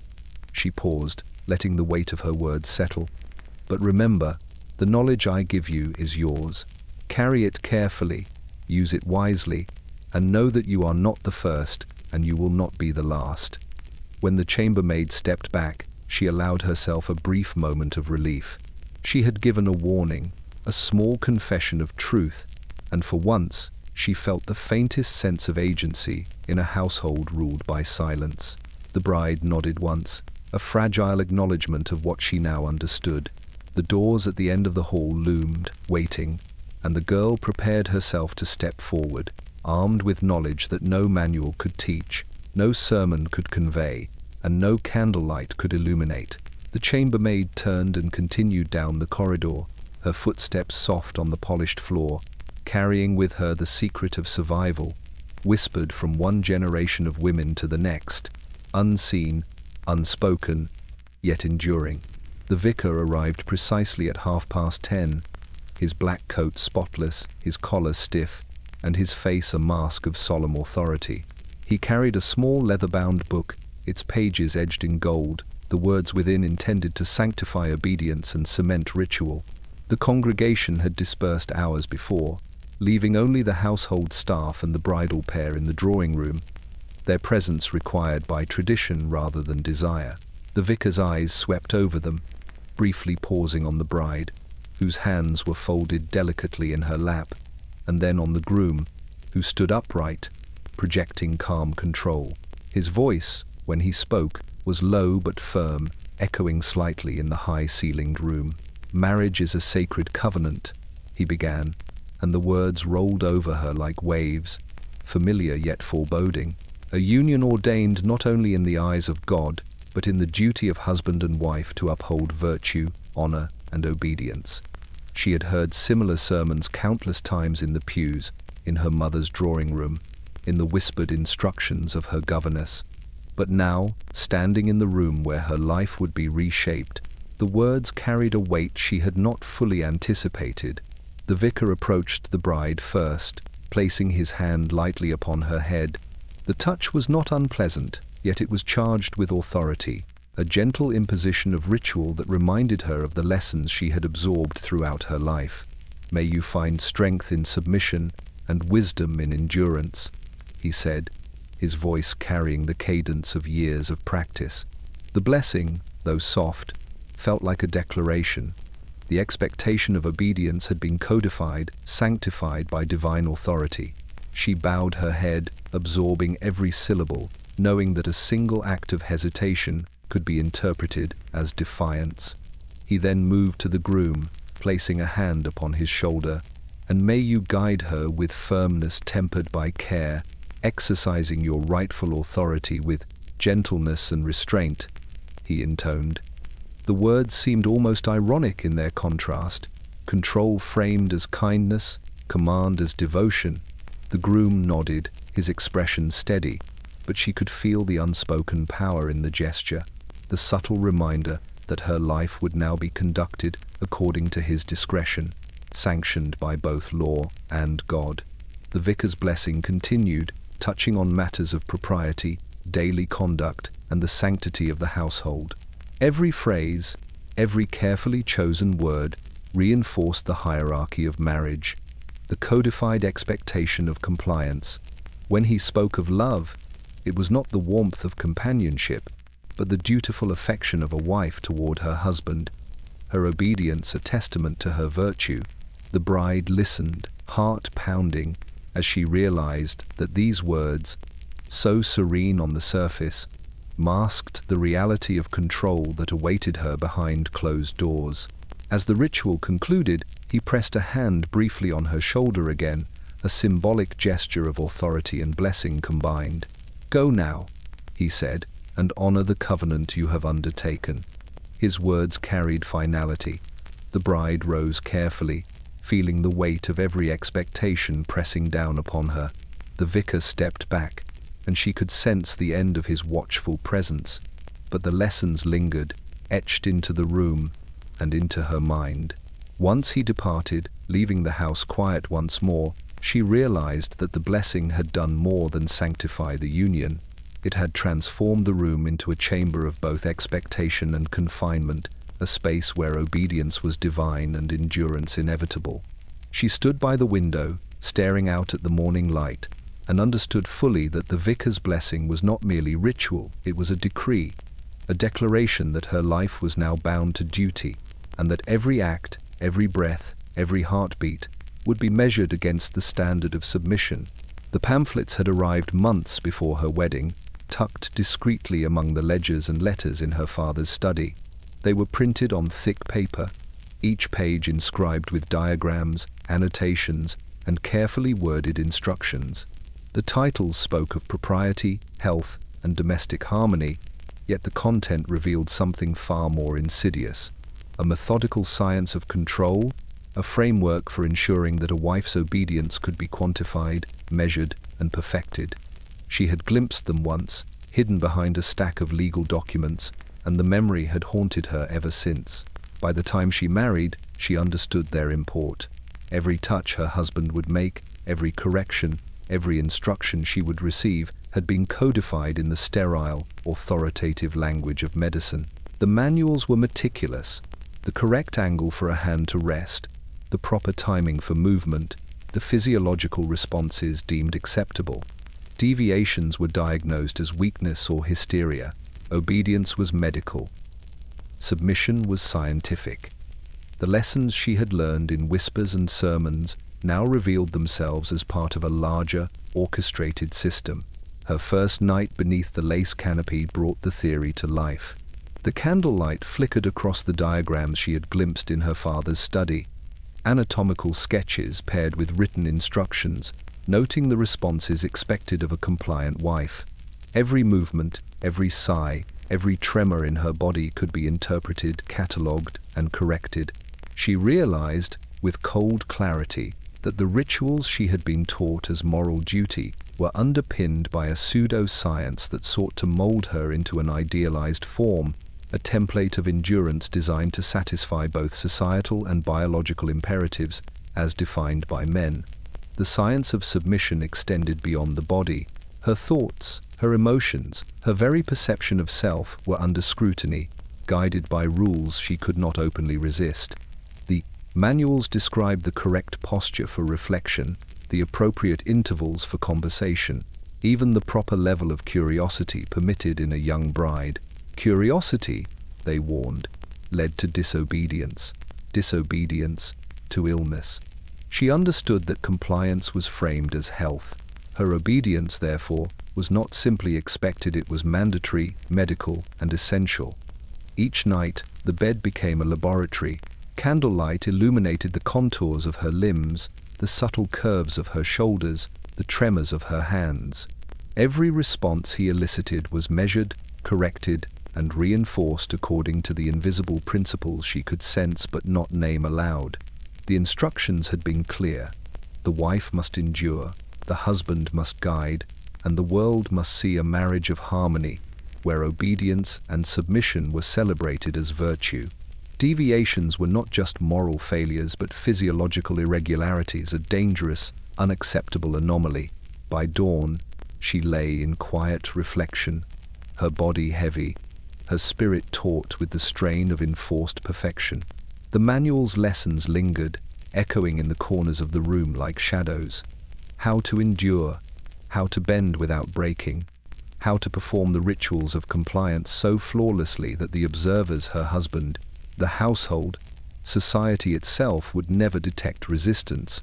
She traced the lace of the canopy with her fingertips, thinking of the countless brides before her, of the generational chain of endurance that had made this science possible. The sun rose through the window, bathing the room in pale light. She closed her eyes, feeling the weight of submission settle like a second skin. The science was invisible, yet omnipresent, shaping every movement, every thought, every breath. She understood now that her education in silence and obedience had been only the introduction. The true curriculum, written in ink, candlelight, and the memory of pain, had only just begun. She was not merely a bride. She was a specimen, a pupil in a relentless academy of control, and the lessons would continue night after night until she either conformed completely or found a way to endure beyond their reach. The law was clear, though rarely spoken aloud. It existed in statutes, in court opinions, in the unspoken understanding of every household in the city. A husband held dominion over his wife, her body, her labor, and, in many subtle ways, to her mind. She had been warned in whispers, in lectures, and in manuals, yet the full weight of it only became apparent when the doors of her chamber closed behind her on the first night. The law was not merely written in ink or parchment. It lived in every gesture, every expectation, every ritual that had prepared her for this life. From the moment of the wedding, the principle was absolute. Obedience was not optional. Every movement she made, every word she spoke, every emotion displayed was subject to scrutiny, assessed according to standards established long before she was born. Her body was not her own. It belonged to her husband, sanctioned by law, tradition, and religion alike. He could dictate her actions in the bedchamber, the parlor, and even the quiet corners of her thoughts. Resistance was treated as transgression, curiosity as disobedience, and defiance as moral and legal failure. She remembered the first instructions her mother had given her, phrased carefully to skirt the boundaries of propriety. A good wife does not question, a good wife does not falter. Remember this, and you will avoid misfortune. Her mother had not been cruel, only pragmatic, shaped by generations of women who understood that the law of the husband extended beyond any text. It was enforced in whispers, in subtle corrections, in the measured touch of a hand upon a shoulder. The law was present in the very structure of their lives, invisible yet omnipotent. On the first night, she experienced the law not as words, but as sensation. The bed became a courtroom, the candles witnesses, and the shadows enforcers. Every instruction he gave, every correction, every movement was a declaration of authority. Her compliance was expected without question. Her body, her will, and her voice were subject to judgment. She realized, with sharp clarity, that the law did not require cruelty to be effective. Its power lay in its invisibility, in the understanding that obedience was obligatory and resistance impossible without consequence. The legal principle was reinforced in the morning by ritualized propriety. Breakfast was served with the correct etiquette, her posture measured, her words constrained by the invisible boundaries of law and expectation. Her husband spoke with gentle authority, embodying the principles that governed their union. The law of the husband was not enforced by overt force alone. It relied on compliance, internalized over time, the silent training of a mind made to bend. Later, she discovered the full extent of the law in the books and pamphlets that circulated quietly among the city's gentlemen. They described rights and obligations, prescribing what a wife may or may not do, her duties framed as moral imperatives, her subordination guaranteed by legal precedent. Women could not own property in many cases, their earnings were subsumed under their husbands, and their bodies were legally considered part of the marital contract.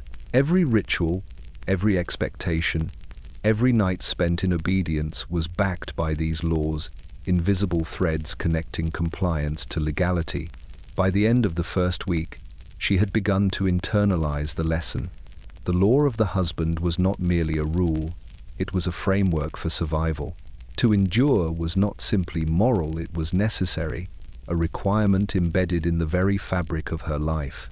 She moved through the house with measured steps, careful words, and controlled expressions, aware that every gesture reinforced or defied this silent authority. And in that awareness, she understood the truth that would guide every night ahead. The law of the husband demanded obedience, and in that obedience, she would either survive or be consumed by the weight of the world she had entered. The first light of dawn crept through the shutters in thin, silver slats, falling across the polished floorboards of the bridal chamber. The world outside moved forward in ignorant rhythm.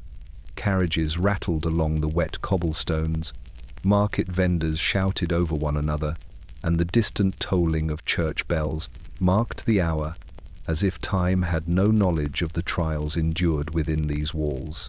Inside, the bride lay still, her body wrapped in layers of silk and lace, each fold heavy with memory and expectation.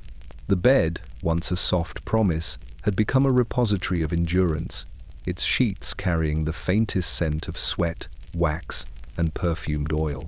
She opened her eyes slowly, blinking against the pale light. Her limbs were stiff, her skin tingling with the residual ache of the night's ordeal. Every nerve seemed attuned to the memory of touch, the subtle pressures, the delicate adjustments of hands that had guided her as if she were an instrument of obedience. Her chest rose and fell with measured breaths, each inhale a small victory, each exhale a silent acknowledgement of survival. The candlelight, guttering in the small brass holder on the bedside table, cast shadows that trembled like ghosts over the lace canopy. The room seemed impossibly still. Even the distant sounds of the city felt muffled, filtered through the thick walls of the house, as though the world itself were hesitant to intrude upon the privacy of her endurance. She turned her head slightly, taking in the bed that had held her through hours of ritual, noting the crumpled sheets, the faint indentations where her body had pressed into the mattress. Every detail was a testament to the lesson learned, that survival was measured in silence, in compliance, in careful observation of expectation. Her husband stirred in the adjacent side of the bed, the faint creak of the mattress signaling the shift of weight. He opened his eyes slowly, blinking at the sunlight streaming through the window, and smiled faintly, a smile that seemed to radiate satisfaction, as though the night had affirmed his authority, confirmed the law he believed justified by custom, morality, and divine sanction. He reached for her hand, brushing it lightly with a touch that was both tender and possessive. She allowed him the gesture, though her pulse quickened beneath the contact, the memory of every instruction and every correction still vivid in her mind. Breakfast was served in silence. The table gleamed with polished silver and porcelain, a stark contrast to the tumultuous intimacy of the night. The servants moved with quiet efficiency, presenting dishes with care, yet avoiding the eyes of the bride, who felt the weight of observation even in their absence. She ate slowly, mechanically, each bite measured, each sip of tea calculated to maintain the illusion of composure. Her body had endured, but her mind was a landscape of tremors, of recollections pressed against the soft fabric of civility.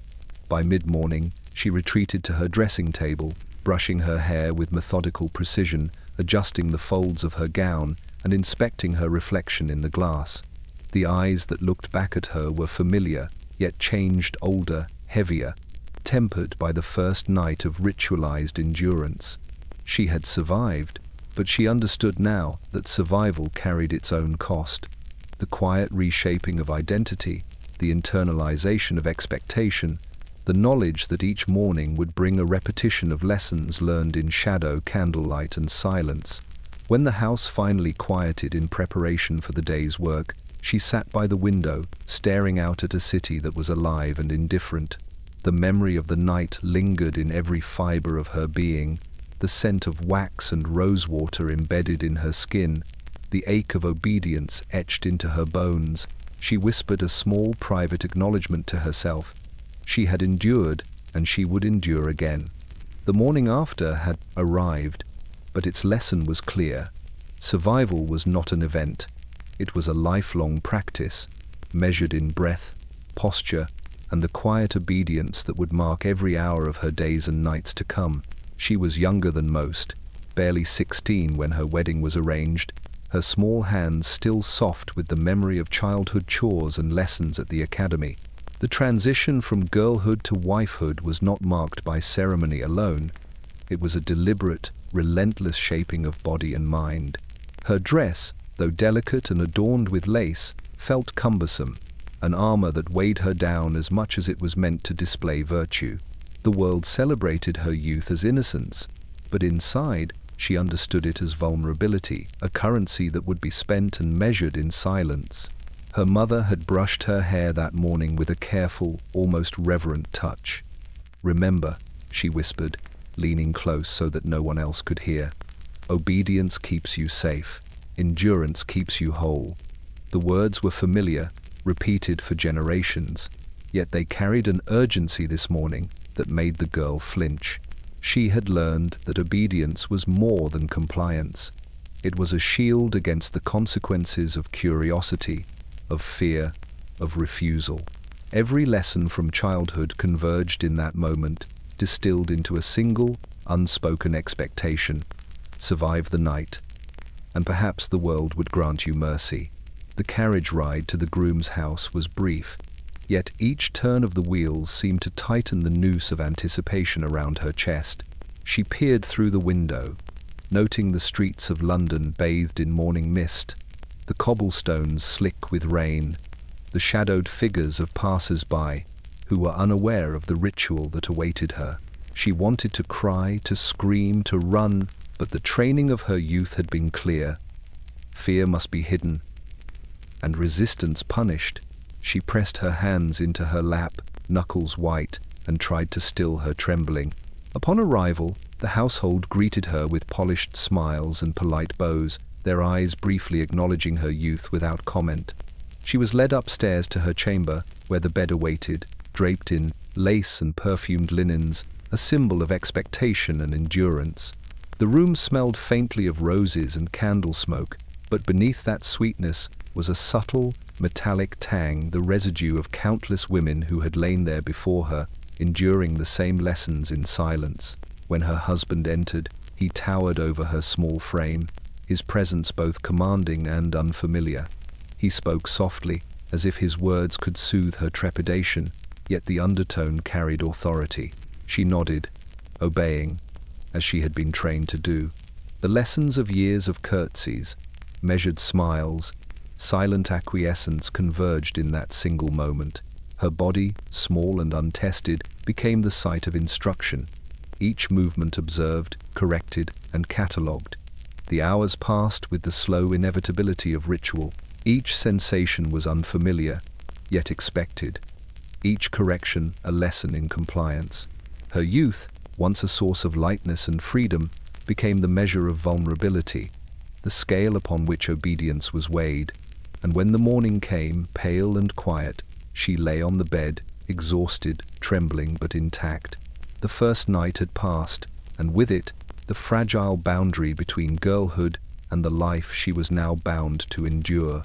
Even as the sun rose, bathing the chamber in pale gold, she understood the harsh truth. Being a child bride was more than a matter of age. It was an education in endurance, a lesson in obedience, and a trial of survival. The world outside moved on, indifferent. But within these walls, her youth had been claimed, her innocence measured, and her endurance demanded a lesson that would define every morning to come. The bed was no longer a place of rest. It had transformed, in the hours after the ceremony, into a battlefield, where every gesture, every movement, and every sound was contested and measured. Candlelight flickered across the canopy, casting long shadows that seemed to march along the walls like soldiers at attention. The linens, soft and perfumed, now carried the weight of expectation, pressing against her body in a way that left no space for hesitation. Each fold of silk and lace became a marker of endurance, a reminder that her body was no longer her own, but a field upon which the lessons of submission would be fought. She entered the room that night aware, in a way that she had never been before, that the rules of engagement were absolute. Her training, her childhood lessons, the whispered warnings from older women, all had prepared her for this moment, yet none could capture the reality of standing upon this battlefield in miniature. Her heart raced, her palms were damp, and every nerve in her body seemed alive with tension. She knew, instinctively, that resistance was not permitted. Hesitation was dangerous, silence was mandatory, and endurance was the only path to survival. He moved through the space with quiet authority, his steps measured, deliberate, a general surveying his ranks. Each instruction he gave, each adjustment, was part of a strategy she had been taught to anticipate but never challenge. He spoke softly, almost kindly, but the undertone carried command.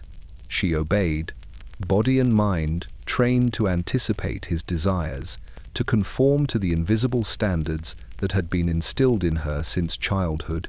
The slightest misstep, the smallest sigh, was noted, catalogued, and corrected, reinforcing the structure of authority that governed every moment of her existence.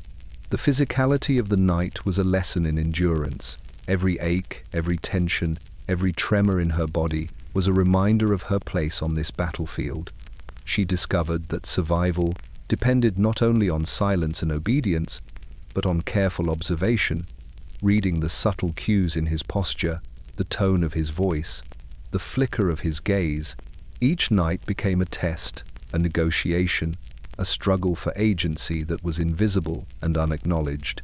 The bed, once a symbol of intimacy, had become a terrain where power was exercised, boundaries were enforced, and compliance was demanded. Her mind wandered, as it must, seeking strategies for navigation within these constraints.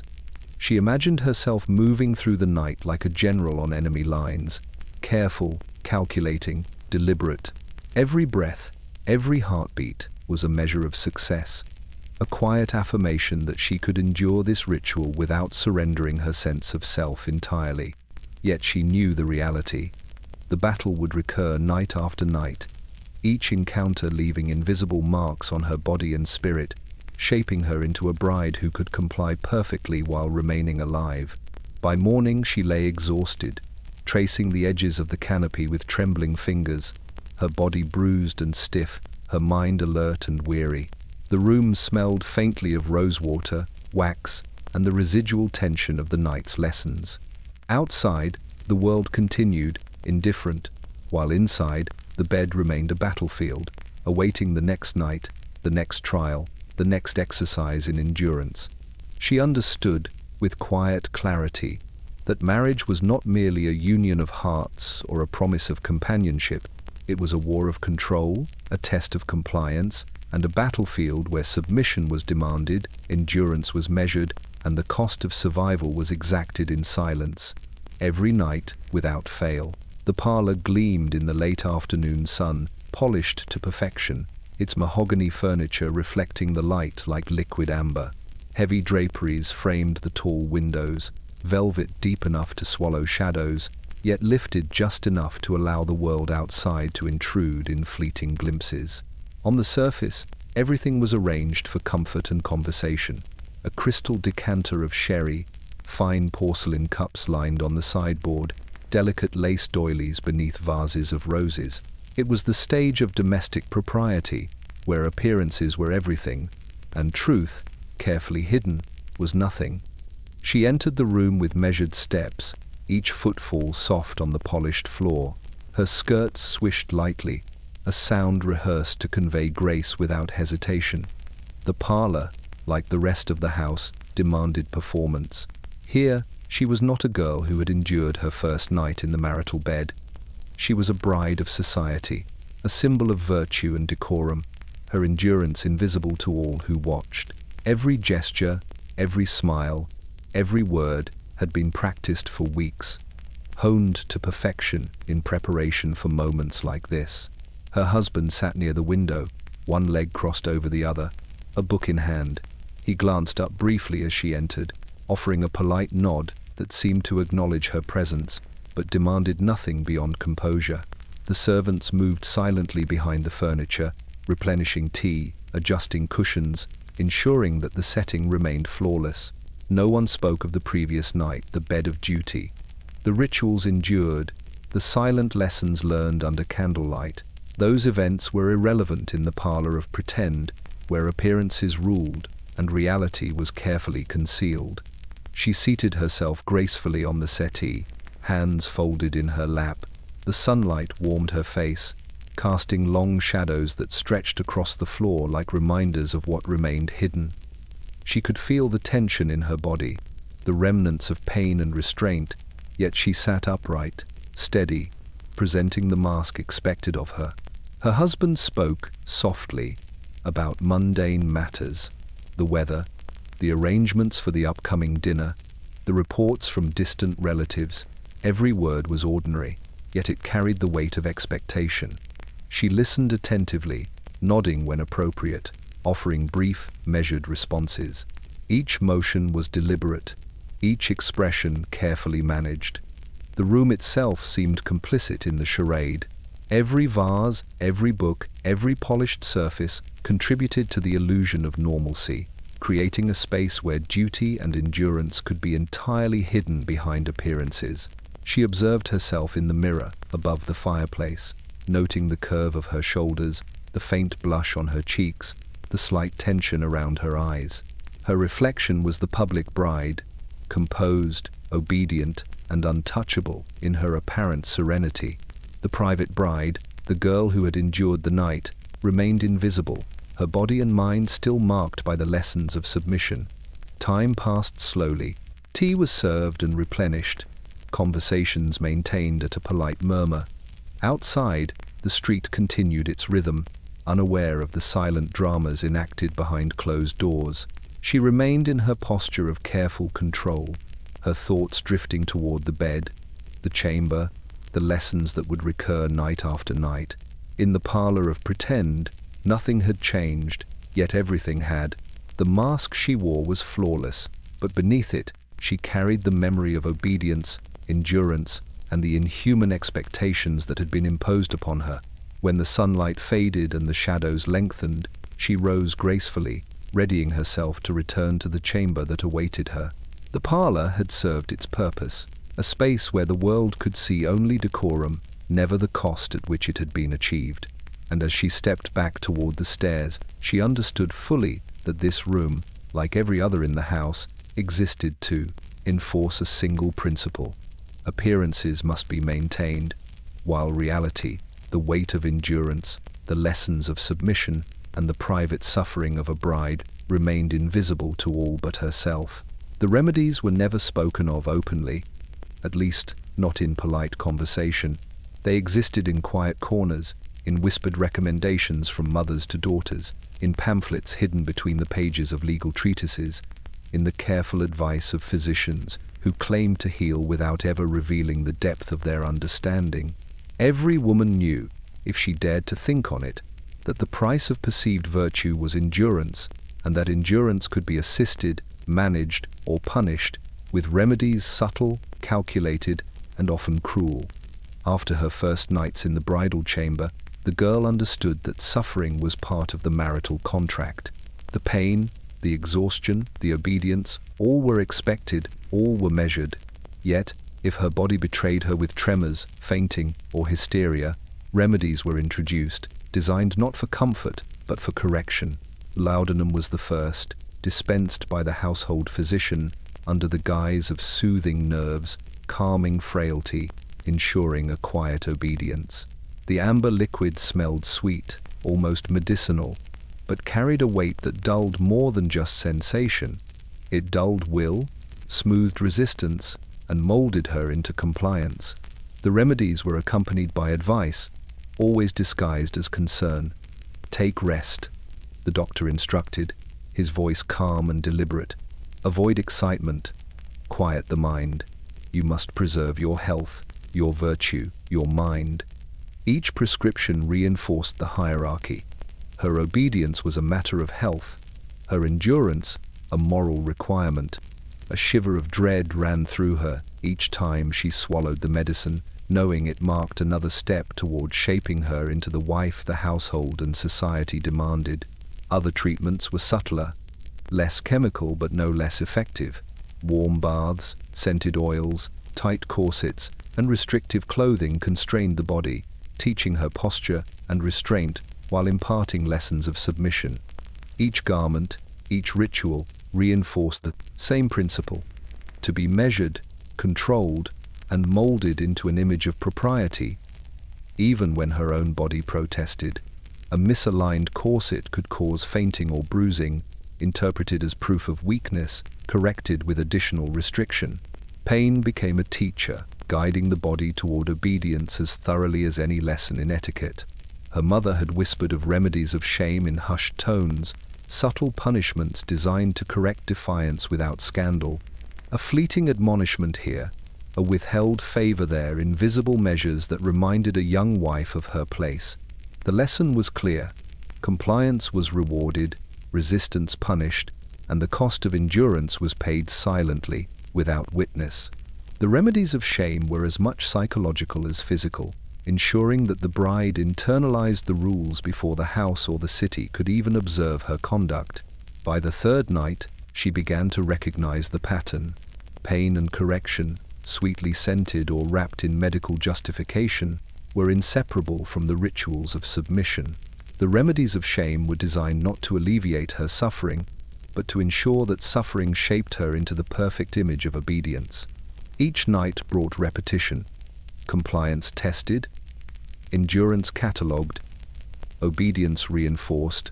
By morning, she moved through the house as if nothing had occurred, her steps precise, her expression calm, her compliance visible and unquestioned. Even as the candlelight dimmed and the city outside rose to life, she understood the inescapable truth. The remedies of shame were perpetual, applied with careful precision, justified by propriety, and sanctioned by authority. They were not medicine, nor punishment, nor even kindness.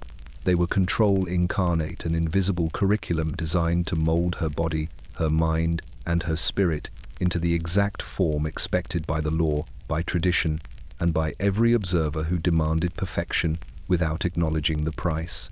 The morning brought no relief, only preparation for the next night.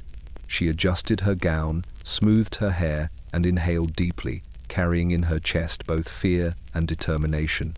The remedies of shame would continue, as they always had, and she would endure, silently, in a world that measured virtue in obedience and survival in silence. She arrived at the house with a nervous carriage ride, the streets glistening with morning rain, her skirts rustling softly as the wheels clattered over the cobblestones.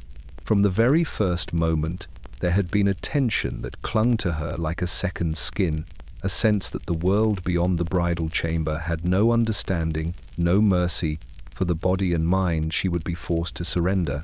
And yet, unlike the women who had gone before her, something flickered inside her, a quiet ember of defiance that would not be extinguished by ritual, instruction, or expectation. The first night was as every bride had been taught to expect.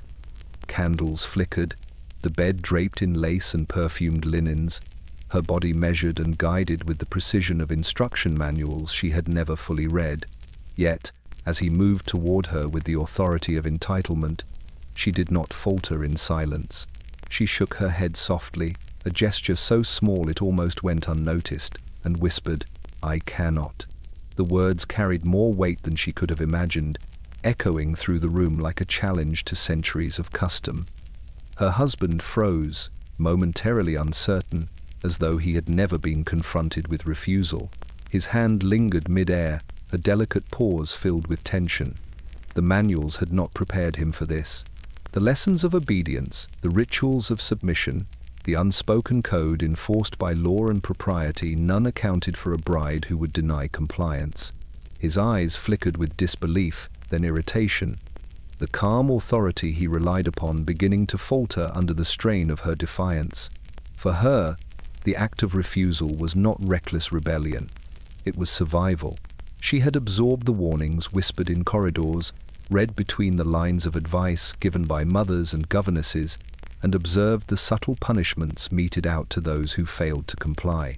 Yet she understood that compliance carried a cost, one she was not yet willing to pay. Her body, though untested, had strength. Her mind, though young, had clarity, and for the first time she asserted it. The room seemed to contract around them.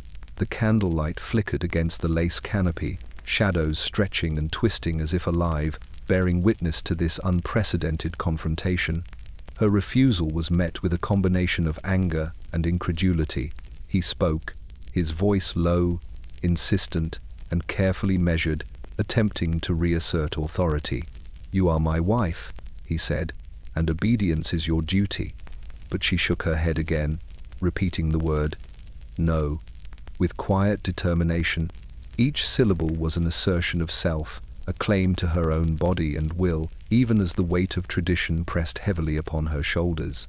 Hours passed like this, the room charged with unspoken threats and fragile resistance. She endured the scrutiny, the attempts to correct, the reminders of duty and expectation, and as dawn approached, pale light spilling through the windows, she remained steadfast, trembling but unbroken. Outside, the city moved on, oblivious to the struggle unfolding in the chamber. Inside, she had claimed a small victory, the knowledge that resistance, though dangerous, was possible. By morning, she sat by the window, her reflection pale but resolute. The bed remained draped in lace, perfumed and expectant, yet she no longer felt fully bound. She understood that the world demanded compliance, that tradition demanded silence, and that the law demanded obedience. Yet in her chest burned the quiet certainty that refusal, measured, deliberate, unwavering, was an assertion of self that could not be erased, even within the walls of this house. She was young, she was afraid, but she was no longer merely a bride to be guided. She was a bride who had spoken, and in doing so had rewritten the first lines of her own endurance. The word itself was almost unspoken, whispered behind closed doors in the parlours of London's grand houses, where mothers exchanged sympathetic glances and fathers tutored their sons in the subtleties of legal maneuvering. Divorce, in polite society, was a perilous concept, a scandal that threatened not only the reputations of the individuals involved, but the carefully constructed facade of family honor.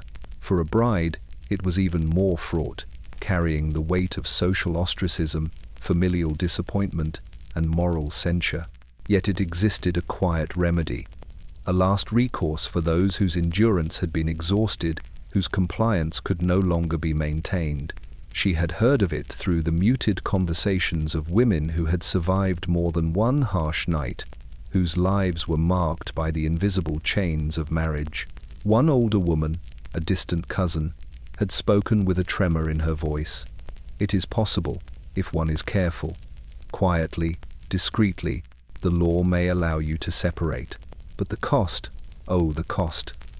The words lingered in her mind, a mixture of hope and fear.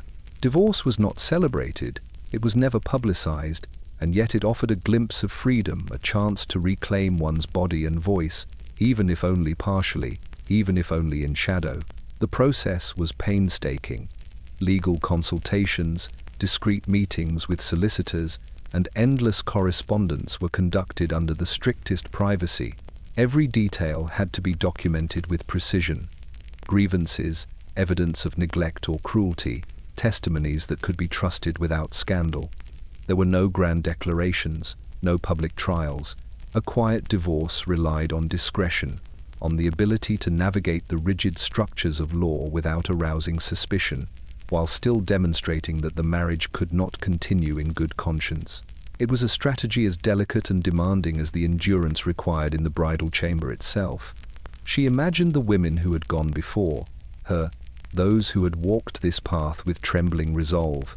They had learned the hard truths early, that compliance was not always survival, that endurance could have limits, and that the law, though slow and cautious, could occasionally be bent toward justice. These women had mapped the terrain in careful whispers, noting which solicitors could be trusted, which judges might show mercy, and which family members could be relied upon to maintain discretion. Divorce was not only a legal challenge, it was a psychological test, a continuation of the endurance they had practiced in silence for years. Her own heart raced as she considered the possibility, the bridal nights she had endured, the lessons in submission, the quiet, constant shaping of her body and mind. All of it had been preparation, she realized, for more than survival. The prospect of divorce was terrifying, but it was also a faint beacon of agency. For the first time, she considered the possibility that her voice, long muted by tradition and expectation, could be heard in the corridors of law, that her body, long claimed by ritual and obedience, could be reclaimed, if only subtly, quietly, without scandal. By the evening, she sat at her dressing table, the faint light of candle reflecting in the mirror. Her reflection seemed smaller, fragile, yet something had shifted. The knowledge that the law, however cautious, could offer a measure of protection against the weight of endurance gave her a fragile courage. She understood that divorce was not triumph, not freedom fully realized, but it was a quiet promise, a reminder that even in a world designed to enforce obedience and silence, there remained the possibility of resistance, measured, careful, and deliberate.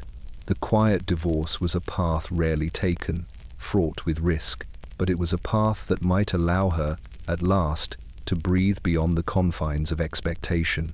The doctor arrived with the same polite punctuality that had defined his household visits for years, his black coat pressed, boots polished, and a small velvet case clutched in one hand. To anyone observing, he appeared to be a man of science and civility, carrying instruments meant to heal and soothe. Yet behind the carefully measured manners and professional demeanor, he harbored secrets, experiments conducted in private, using the bodies and obedience of young brides as subjects in trials no one could question. She had heard rumors from servants and distant cousins, whispers that spoke of devices, tinctures, and manipulations disguised as care. She had never believed them fully, until the night he entered her chamber with the velvet case in hand. The object inside was intricate, a small contraption of brass and glass, gleaming in the candlelight. It had knobs, levers, and small openings designed to interface with the body in ways she could barely comprehend. The doctor set it upon the table and explained its purpose with a calm, practiced tone. "For female hysteria," he said, as if naming a disease, not a ritual of control. "It is delicate but precise. Applied properly, it will restore balance and prevent illness." Her hands shook slightly as he demonstrated, his movements meticulous, his eyes calculating the effects on the human form. She lay on the bed, heart racing, as he began his work. The treatment was slow, methodical, and invasive in its subtlety. Unlike the blunt physicality of her husband's expectation, this was intimate, scientific, precise, and profoundly disorienting. Each adjustment, each mechanical movement, was recorded in his mind and in his notes, a careful catalogue of compliance, reaction, and endurance. The device did not merely measure. It trained, corrected, and enforced the standards of submission in a manner invisible to the world, but undeniable in its effect. Hours passed in a blur of sensation and quiet instruction. The candlelight flickered, casting long shadows across the walls, transforming the chamber into a laboratory of obedience. She could hear the faint scratching of the doctor's pen as he recorded every response, every tremor, every shiver. Each note, each calculation served the same purpose: to mold her, to ensure that the body and mind conformed perfectly to expectation. Her own reactions were studied as carefully as any specimen, her endurance tested and measured without consent, her compliance catalogued as data. At the conclusion of the experiment, the doctor stepped back, a faint smile of satisfaction on his face. "Excellent," he murmured, as though congratulating her rather than himself. "You will feel relief soon." Relief, however, was not what she felt. Her body was drained, her spirit heavy, and her mind whirring with the awareness of what had been done without her choice, in the name of science. She realized that knowledge and instruction, when combined with the authority of medicine, could shape obedience more effectively than ritual alone. The device was packed away, the notes carefully filed, and the chamber returned to the appearance of ordinary propriety. She rose slowly, brushing her skirts, and looked into the mirror. Her reflection was calm, composed, but beneath the surface she knew the truth. The doctor's experiments were not for healing, not for wellness, not even for propriety. They were for control. The body, once private, was now part of a hidden curriculum, an invisible school in which submission was taught, recorded, and perfected. As the candle guttered and the first light of dawn entered the room, she understood fully that the lessons would continue. Her body, her mind, her endurance had become instruments in the service of others' authority. The doctor's secret experiments were silent, precise, and unyielding, a method of shaping wives that would persist as long as obedience was valued over autonomy. And she, though shaken, knew that survival required more than compliance. It required careful observation, measured thought, and the quiet cultivation of strength hidden beneath the veneer of propriety. The window had always been there, tall and grand, framed by heavy velvet drapes that filtered the light into muted streams. During the day, it offered a view of the gardens and the city beyond, the world stretching outward with possibilities she could barely imagine. But at night, after the doors had been closed and the candles lit, the window became something different, a silent observer, a barrier, and a reminder that the world outside was distant, inaccessible, and indifferent. For a bride, especially one still learning the cruel lessons of obedience, it was a symbol of confinement. She had tried, once, to open it on her first night alone after the ceremony, seeking air, space, freedom, anything that might lift the weight pressing against her chest. But the sash was stiff, resistant, as if the house itself had been built to prevent escape. The brass latch refused to budge, and she found herself pressing against it again and again, the strain leaving her fingers red and raw. The act was quiet, deliberate, her movements careful so as not to disturb the delicate pattern of expectation that hung over the room. And yet, each failure, each refusal of the window to yield, became a lesson in endurance. The world outside was distant, and she was trapped in the lessons of obedience. She leaned against the sill, feeling the cold wood through the lace of her gloves. Outside, the garden glistened with dew, the trees heavy with early morning mist. Birds began to stir in the hedges, their song a reminder that life continued beyond the walls, unconcerned with the trials contained within. She longed to step beyond the glass, to feel the grass beneath her feet, to breathe freely. But the window would not open, and she realized that the boundaries of the house extended far beyond the physical. They were embedded in tradition, in expectation, in every whispered instruction she had received since childhood. Her thoughts drifted to the generations of women who had occupied this room before her, each bound by the same invisible restrictions. They, too, had pressed against the sash, too, had felt the chill of confinement, too, had understood the impossibility of escape. The lessons of endurance, compliance, and silent obedience were not new. They were inherited, passed down quietly from one bride to the next. The window that wouldn't open was a metaphor for their lives, always constrained, always observed, always measured against impossible standards. She returned to the bed, brushing her skirts and adjusting the linens with careful precision. Every action was deliberate, every movement a continuation of the training she had absorbed over months of whispered instructions, maternal warnings, and silent observation. The window remained closed, unyielding, and yet in its stillness she found clarity. She could not escape, not fully, but she could endure. She could navigate the rituals, the expectations, and the silent demands of propriety with attention and care, claiming what small agency remained within her reach. When the candle guttered and the first rays of sunlight illuminated the room, she stood by the window one last time, pressing her hand against the glass. Though it remained closed, she felt a quiet defiance in that gesture, a reminder that the mind could remain free even when the body was confined. The window would not open, but it would not imprison her spirit entirely.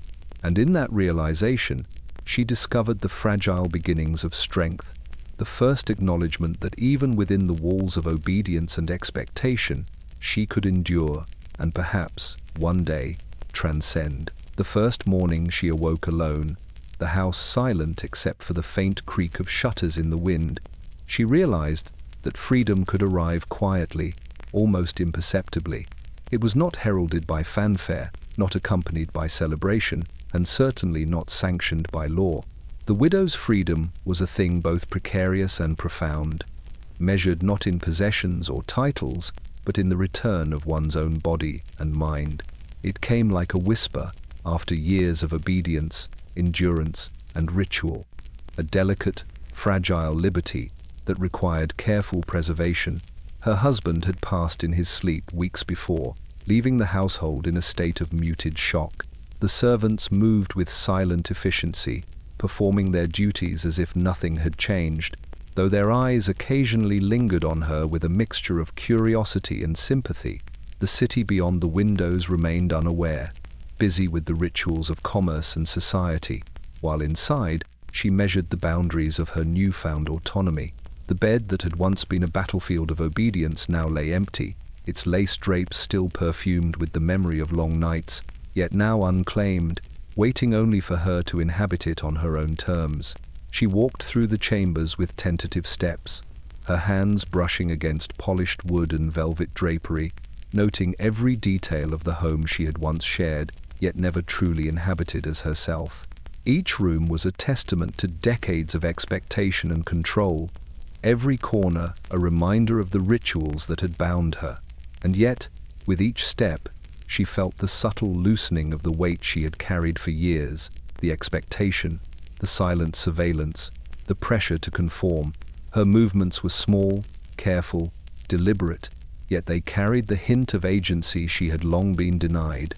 The widow's freedom was not absolute, of course. She was still observed by neighbors and relatives, their eyes measuring propriety, their judgments steeped in centuries of expectation. But for the first time, She could move without immediate instruction, speak without rehearsed words, and consider her own needs without fear of censure. She lingered at the window, inhaling the crisp morning air, feeling it fill her lungs in a way that had been impossible during the long nights of obedience. The garden outside seemed suddenly alive, every dew-laden leaf and flower a testament to a world that had existed independently of her submission. She carried her freedom delicately, like a fragile vessel. Letters were written with caution, visits arranged sparingly, conversations navigated with a new awareness of both opportunity and risk. Her body, once subject to control and ritual, was now her own to inhabit, her own to care for, her own to understand. The lessons of obedience and endurance, though still etched into muscle and memory, had become tools rather than chains, reminders of survival, yes, but also of strength and resilience. In the weeks that followed, she began to reclaim the space of her life. She walked through the rooms of the house, unobserved for the first time, allowing herself to touch the objects, arrange the furnishings, and move with the liberty denied to her as a bride. She opened the windows fully, letting the wind sweep through the chambers, carrying away the lingering scents of candles, perfume, and ritualized nights. Her reflection in the mirror seemed older, wiser, and yet somehow lighter, a woman tempered by endurance but no longer bound by it. The widow's freedom, quiet and fragile as it was, offered a new kind of lesson. Survival could lead to agency, endurance to wisdom, and submission to strength. She understood now that the years of ritual, the nights of obedience, and the silent endurance had not broken her entirely. They had prepared her to claim what few were allowed, the liberty to move, to speak, to breathe, and in that freedom she found not only relief, but a quiet, profound triumph that no ceremony, law, or expectation could ever revoke. The rumor began quietly, whispered in parlors and corridors, carried like smoke from one household to the next. A young bride had resisted, defied expectation, and, in doing so, revealed the hidden cruelties that underpinned the rituals of marriage. Mothers clutched their pearls and fans, exchanging anxious glances. Fathers whispered warnings to their sons, as though scandal were a contagion to be contained. The city, ever hungry for spectacle, caught wind of it quickly. Yet beneath the surface of outrage lay a quiet, unshakable truth. Scandal alone could not change the system. She had heard the story from distant cousins visiting for tea. It was unimaginable, one had said, voice hushed. A girl, barely of age, refused him on the first night. The household was in chaos. Another nodded solemnly. Her family tried to intervene, but society will not tolerate disruption. Even scandal is fleeting when custom is entrenched. The words unsettled her, both terrifying and comforting. It confirmed what she had always suspected, that the laws, the rituals, and the expectations were far more powerful than individual courage. Even a scandal could not dismantle the invisible structures that governed obedience. The young bride's defiance had ignited whispers of sympathy and outrage alike. The city gossiped, yet discreetly, careful not to name names in print or public halls. Scandal in polite society was like a shadow, acknowledged but not confronted, discussed only in hushed tones, and quickly absorbed into the fabric of expectation. The authorities, the clergy, and the families involved ensured that the narrative was contained, carefully steering public opinion back toward propriety. The system itself remained untouched, reinforced by the very attempts to suppress the story. In her own house, the story reached her through the servants. They spoke in cautious tones, hinting at events without naming them. The chambermaid, who had once whispered lessons of endurance, glanced at her with a mix of sympathy and resignation. "They talk," she murmured, "but nothing changes. The rituals continue. The lessons endure. Obedience is still required." The widow understood immediately. Scandal, no matter how explosive in appearance, was powerless against centuries of codified expectation. Her own experience had taught her that survival relied not on rebellion alone, but on the careful navigation of authority, perception, and ritual. Despite the fuss, the young bride returned to her duties, to the strictures of household expectation and social decorum. Her defiance was noted, but treated as an anomaly, a brief interruption in the otherwise seamless machinery of obedience. Society, ever protective of its structures, absorbed the lesson quietly. Ritual, authority, and expectation were far stronger than the actions of a single individual. The bride's endurance, or lack thereof, became a cautionary tale rather than a catalyst for reform. As evening fell, she reflected on the pattern. Scandal could reveal, could frighten, could stir whispers of outrage, but it could not alter the foundational rules. The lessons of obedience, submission, and silent endurance remained intact, encoded in manuals, reinforced by ritual, and sanctified by law and tradition. Even when the world seemed poised to react, the system absorbed shocks and continued as though nothing had happened. The scandal had changed nothing. She sat quietly by the window, candlelight flickering across her reflection, understanding the profound lesson embedded in the event. Rebellion could be noted, courage could be admired, yet custom, expectation, and authority would endure. Survival required more than defiance. It required strategy, patience, and a quiet understanding of the invisible rules that governed every chamber, every gesture, every night. The system was resilient, and so, she realized, must be she. The hospitals were quiet places, though they carried an air of relentless vigilance. Their walls, painted in pale shades meant to soothe, held the echoes of countless women who had entered with trembling hearts and bodies that had borne the lessons of obedience far too fully. These were not hospitals for the sick in the conventional sense.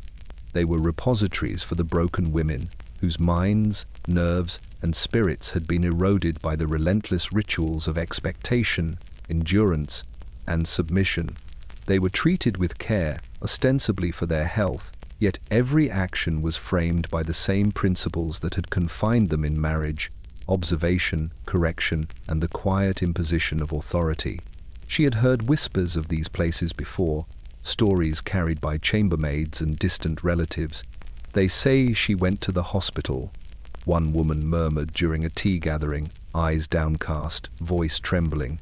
Her mind, her nerves, she could not endure. Others nodded, their silence a tacit acknowledgement that endurance had limits, that even the strongest could be brought low by the demands of ritual and obedience. The hospitals were a quiet acknowledgement of what society refused to confront openly, that the cost of submission was sometimes measured not in compliance, but in fracture, breakdown, and silent suffering.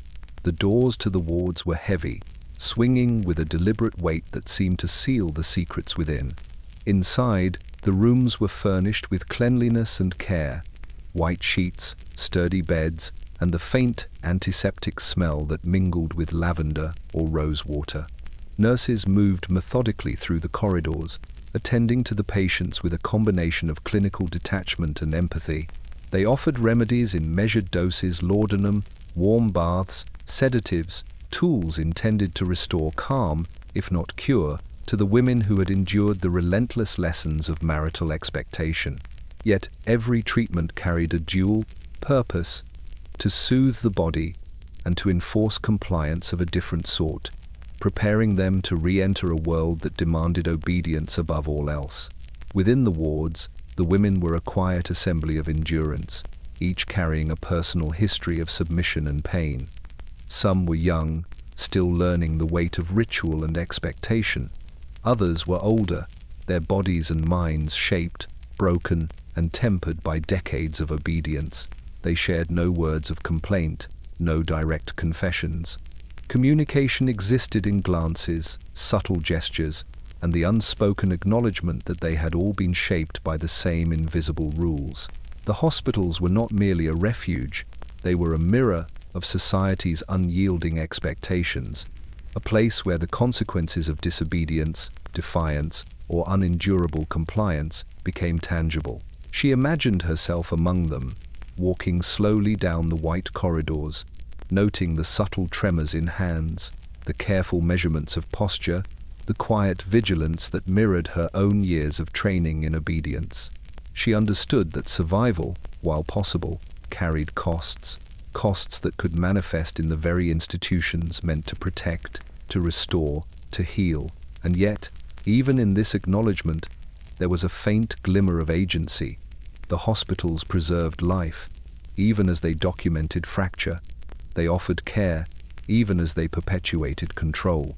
By evening, as the sunlight faded and shadows stretched across the walls, she realized a stark truth. The hospitals for the broken were necessary, not as reform, but as containment. They marked the consequences of submission taken to extremes, of endurance pushed beyond the threshold of spirit and mind, and in that realization she understood the full breadth of her own endurance. To navigate the rituals of obedience, to survive the marital rites, and to maintain a semblance of self within a world that measured women by their capacity for submission, all while knowing that even strongest could be carried, eventually, into quiet wards, where survival and suffering coexisted in fragile, uneasy balance. The church was a towering edifice of stone and shadow, its high ceilings and stained glass windows designed to inspire reverence and awe. Inside, the congregation gathered, arranged according to social rank and family connections, their faces polished and composed as though reflecting the ideals preached within these walls. She sat among them, her hands folded neatly in her lap, her posture rigid from habit and instruction, and listened as the vicar ascended the pulpit with deliberate solemnity. The sermon that would follow was meant for all to hear, yet it carried a particular weight for women like her, whose obedience and endurance were measured not only in ritual, but in moral expectation. Purity, the vicar began, his voice carrying with authority across the nave, is the greatest jewel a woman may possess. It is both her shield and her virtue, her guiding light through life's tribulations. To maintain it is to honor God, her family, and her future. His words fell over the congregation in rhythmic cadences, a litany repeated countless times across generations. She understood immediately that this was not mere instruction. It was indoctrination, a codified reinforcement of the principles that had governed her nights and her days since her first lessons in obedience. Her mind drifted briefly to the rituals she had endured, the candlelit nights in the bridal chamber, the meticulous corrections of posture and compliance, the subtle instructions from her mother and the housekeeper. The sermon did not speak of love, comfort, or mutual respect. It spoke only of duty, restraint, and the sanctity of control. Every word reinforced what she had already been taught in private, but now it was publicly sanctified, endorsed by authority, and framed as divine command. The vicar continued, outlining the consequences of deviation from virtue. He spoke of gossip, scandal, and social ostracism, warning that women who allowed curiosity, desire, or disobedience to override decorum would invite misfortune upon themselves and their families. Each caution was delivered with a serene conviction, the tone almost tender, yet its intent was unyielding, to impress upon the listeners that obedience was inseparable from survival, and that endurance, silent and disciplined, was the path to both societal acceptance and moral righteousness. She glanced at the other women seated nearby, noting the slight tightening of jaws, the subtle tension in hands clasped over knees. Each had walked similar paths, each had carried similar burdens, yet all maintained the outward calm demanded by propriety. The sermon was a mirror, reflecting not only the values of the church but the hidden realities of every home. The bedchamber, the rules, the rituals, and the weight of expectation. By the end, the congregation rose, moving slowly toward the doors as the final hymn echoed through the stone nave. She followed, her movements precise, her composure intact.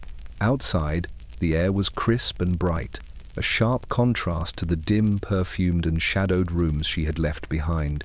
And yet, the sermon lingered in her mind, entwined with the lessons she had absorbed over years. Obedience was both protection and imprisonment. Endurance was a measure of virtue and purity, as defined by others, was a chain that shaped body and spirit alike. As she walked through the streets, she realized that the sermon on purity was not merely a lesson delivered once in a church. It was a constant, pervasive force. It lived in the walls of her home, in the whispered advice of mothers, in the subtle corrections of husbands, and in the silent monitoring of servants. Its message was clear. The world would measure her, mold her, and judge her, and survival depended on her ability to navigate these expectations with precision, patience, and unwavering endurance. They were the exceptions, the rare few who had found a way to leave before the rituals of obedience had fully claimed them. The women who ran did so quietly, deliberately, and with an understanding that survival depended as much on cunning as on courage. No one spoke of them openly, and their names were often forgotten or whispered only in private. Yet their stories traveled through corridors and parlors like ghosts, warnings and inspirations interwoven. She had heard fragments of their tales from the chambermaid, from her mother, and from distant cousins who had seen the possibility of escape firsthand. They were cautionary legends, women who had chosen flight over endurance, freedom over compliance, and whose lives had been forever altered by the decision. The first morning she heard of them, the memory of her own first night was still vivid. The bed, perfumed and imposing, the candlelight flickering across lace, the lessons, in submission, carved into her mind and body. She had endured, as all brides were expected to endure. Yet the stories of the ones who ran planted a seed of possibility. These women had recognized, before the weight of expectation became unbearable, that there were alternatives to silent compliance. Their escape was never simple, never celebrated, but it was tangible proof that even within the walls of tradition and propriety, the human spirit could assert itself. Their methods were careful, deliberate, and inventive. Some left in the quiet hours before dawn, slipping out through servant passages or forgotten doors, carrying only the clothes on their backs and the faintest traces of their lives. Others feigned illness, creating delays that allowed them to vanish under the guise of necessity. Every act required strategy, knowledge, and, above all, discretion. To be caught was unthinkable. Social exile, familial shame, and the relentless machinery of custom would descend upon them without mercy. Yet despite the dangers, these women had calculated the risks and acted, reclaiming what obedience had threatened to erase. She imagined them as she moved through her own home, noting the patterns of doors, the positions of locks, the routines of servants and family members. She traced the corridors in her mind, mapping the spaces where independence could be seized.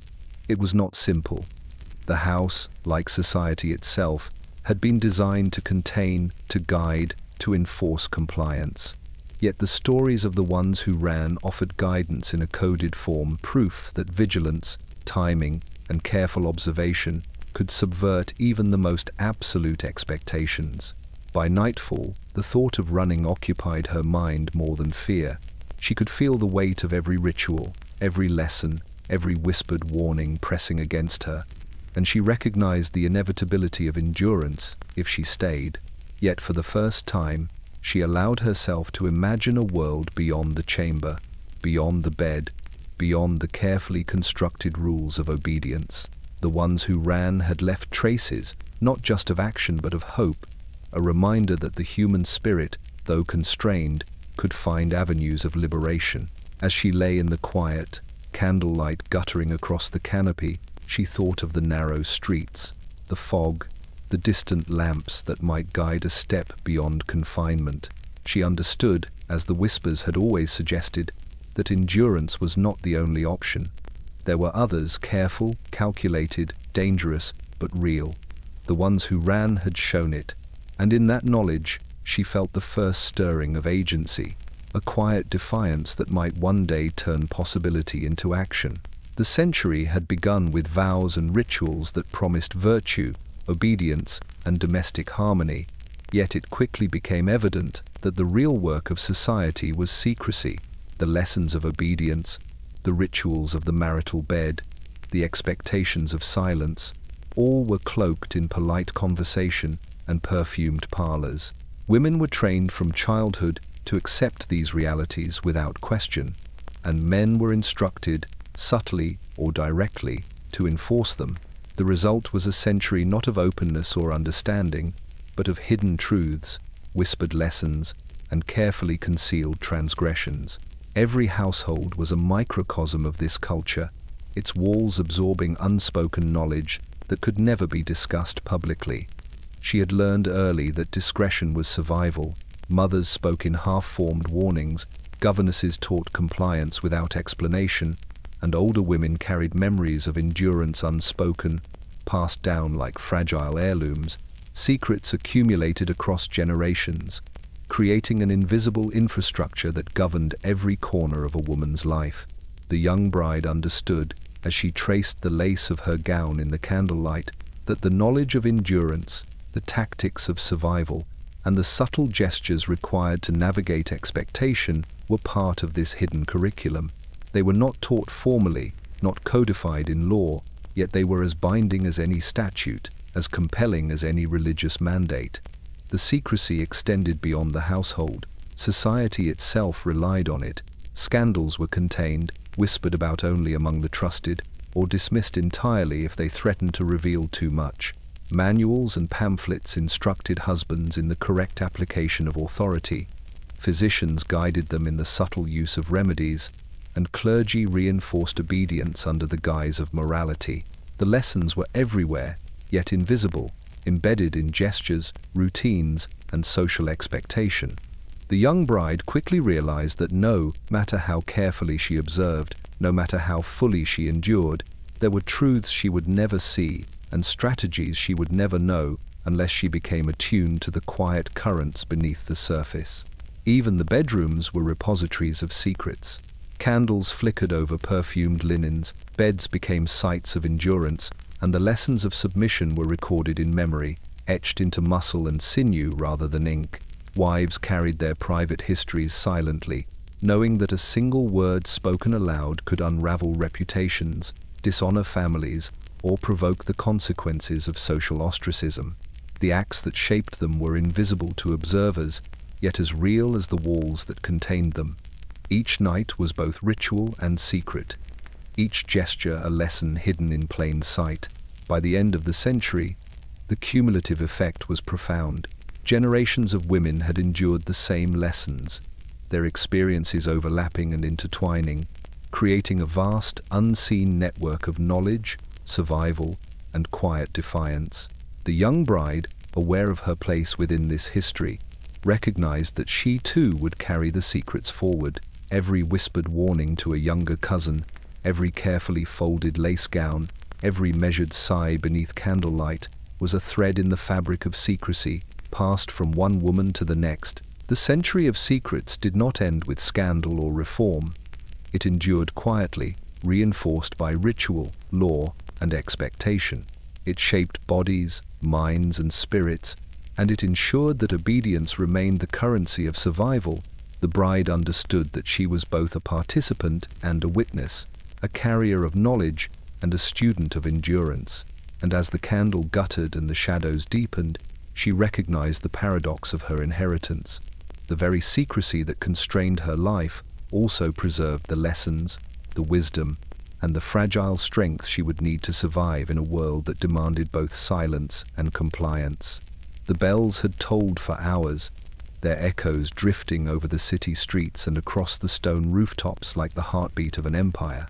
At first they had marked celebration, the union of families, the pomp of ceremony, the expected joy of marriage. But as the night deepened, their resonance took on a heavier, almost mournful tone, as if the city itself were aware of the hidden trials unfolding behind closed doors. In the bridal chamber, the bride lay still beneath the lace canopy, her body pressed against sheets that carried the memory of endurance, her mind taut with lessons learned in silence.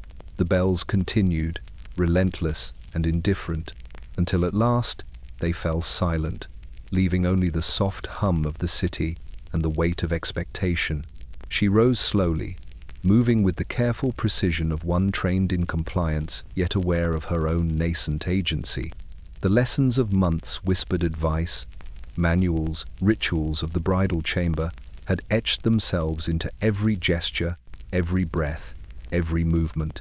Yet the silence of the bells marked something different, a rare, fleeting space in which the external world ceased its constant demands, where the performance could be suspended, if only for a moment.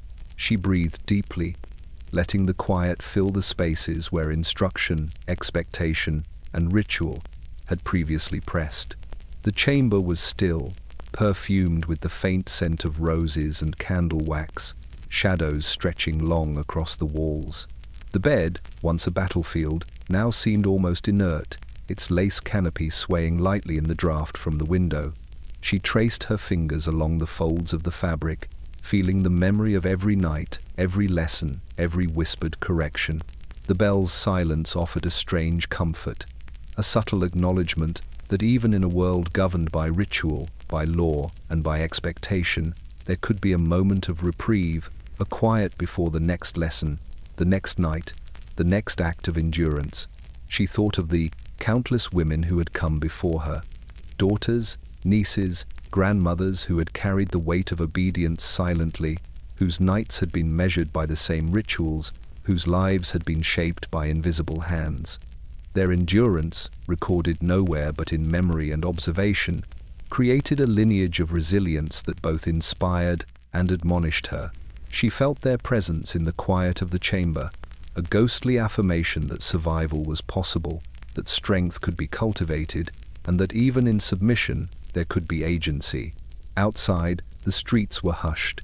The carriage wheels, the footsteps of servants, the distant shouts of the city's night watch, all had faded into a muted rhythm, almost as if the world itself respected the gravity of the pause. The bells had fallen silent, but their echo remained in memory, a reminder of the duality of marriage, public celebration and private trial, expectation and endurance, ritual and rebellion. She understood, as she stood by the window and traced the skyline with her eyes, that the lessons of the night, the weight of tradition, and the hidden structures of obedience would endure beyond any single ceremony. As the first faint light of morning crept through the curtains, she exhaled slowly, letting the tension in her shoulders ease just enough to feel the quiet stirrings of self-awareness and resilience. The bells were silent, but the world of ritual, expectation, and control remained. And yet, in that silence, she recognized the fragile truth she would carry forward. Survival was not only measured in obedience, but in endurance, observation, and the quiet cultivation of strength hidden beneath the layers of expectation. The bells had ceased, but the lessons, the memory, and the inheritance of endurance would continue, ringing silently in the lives of every bride yet to come.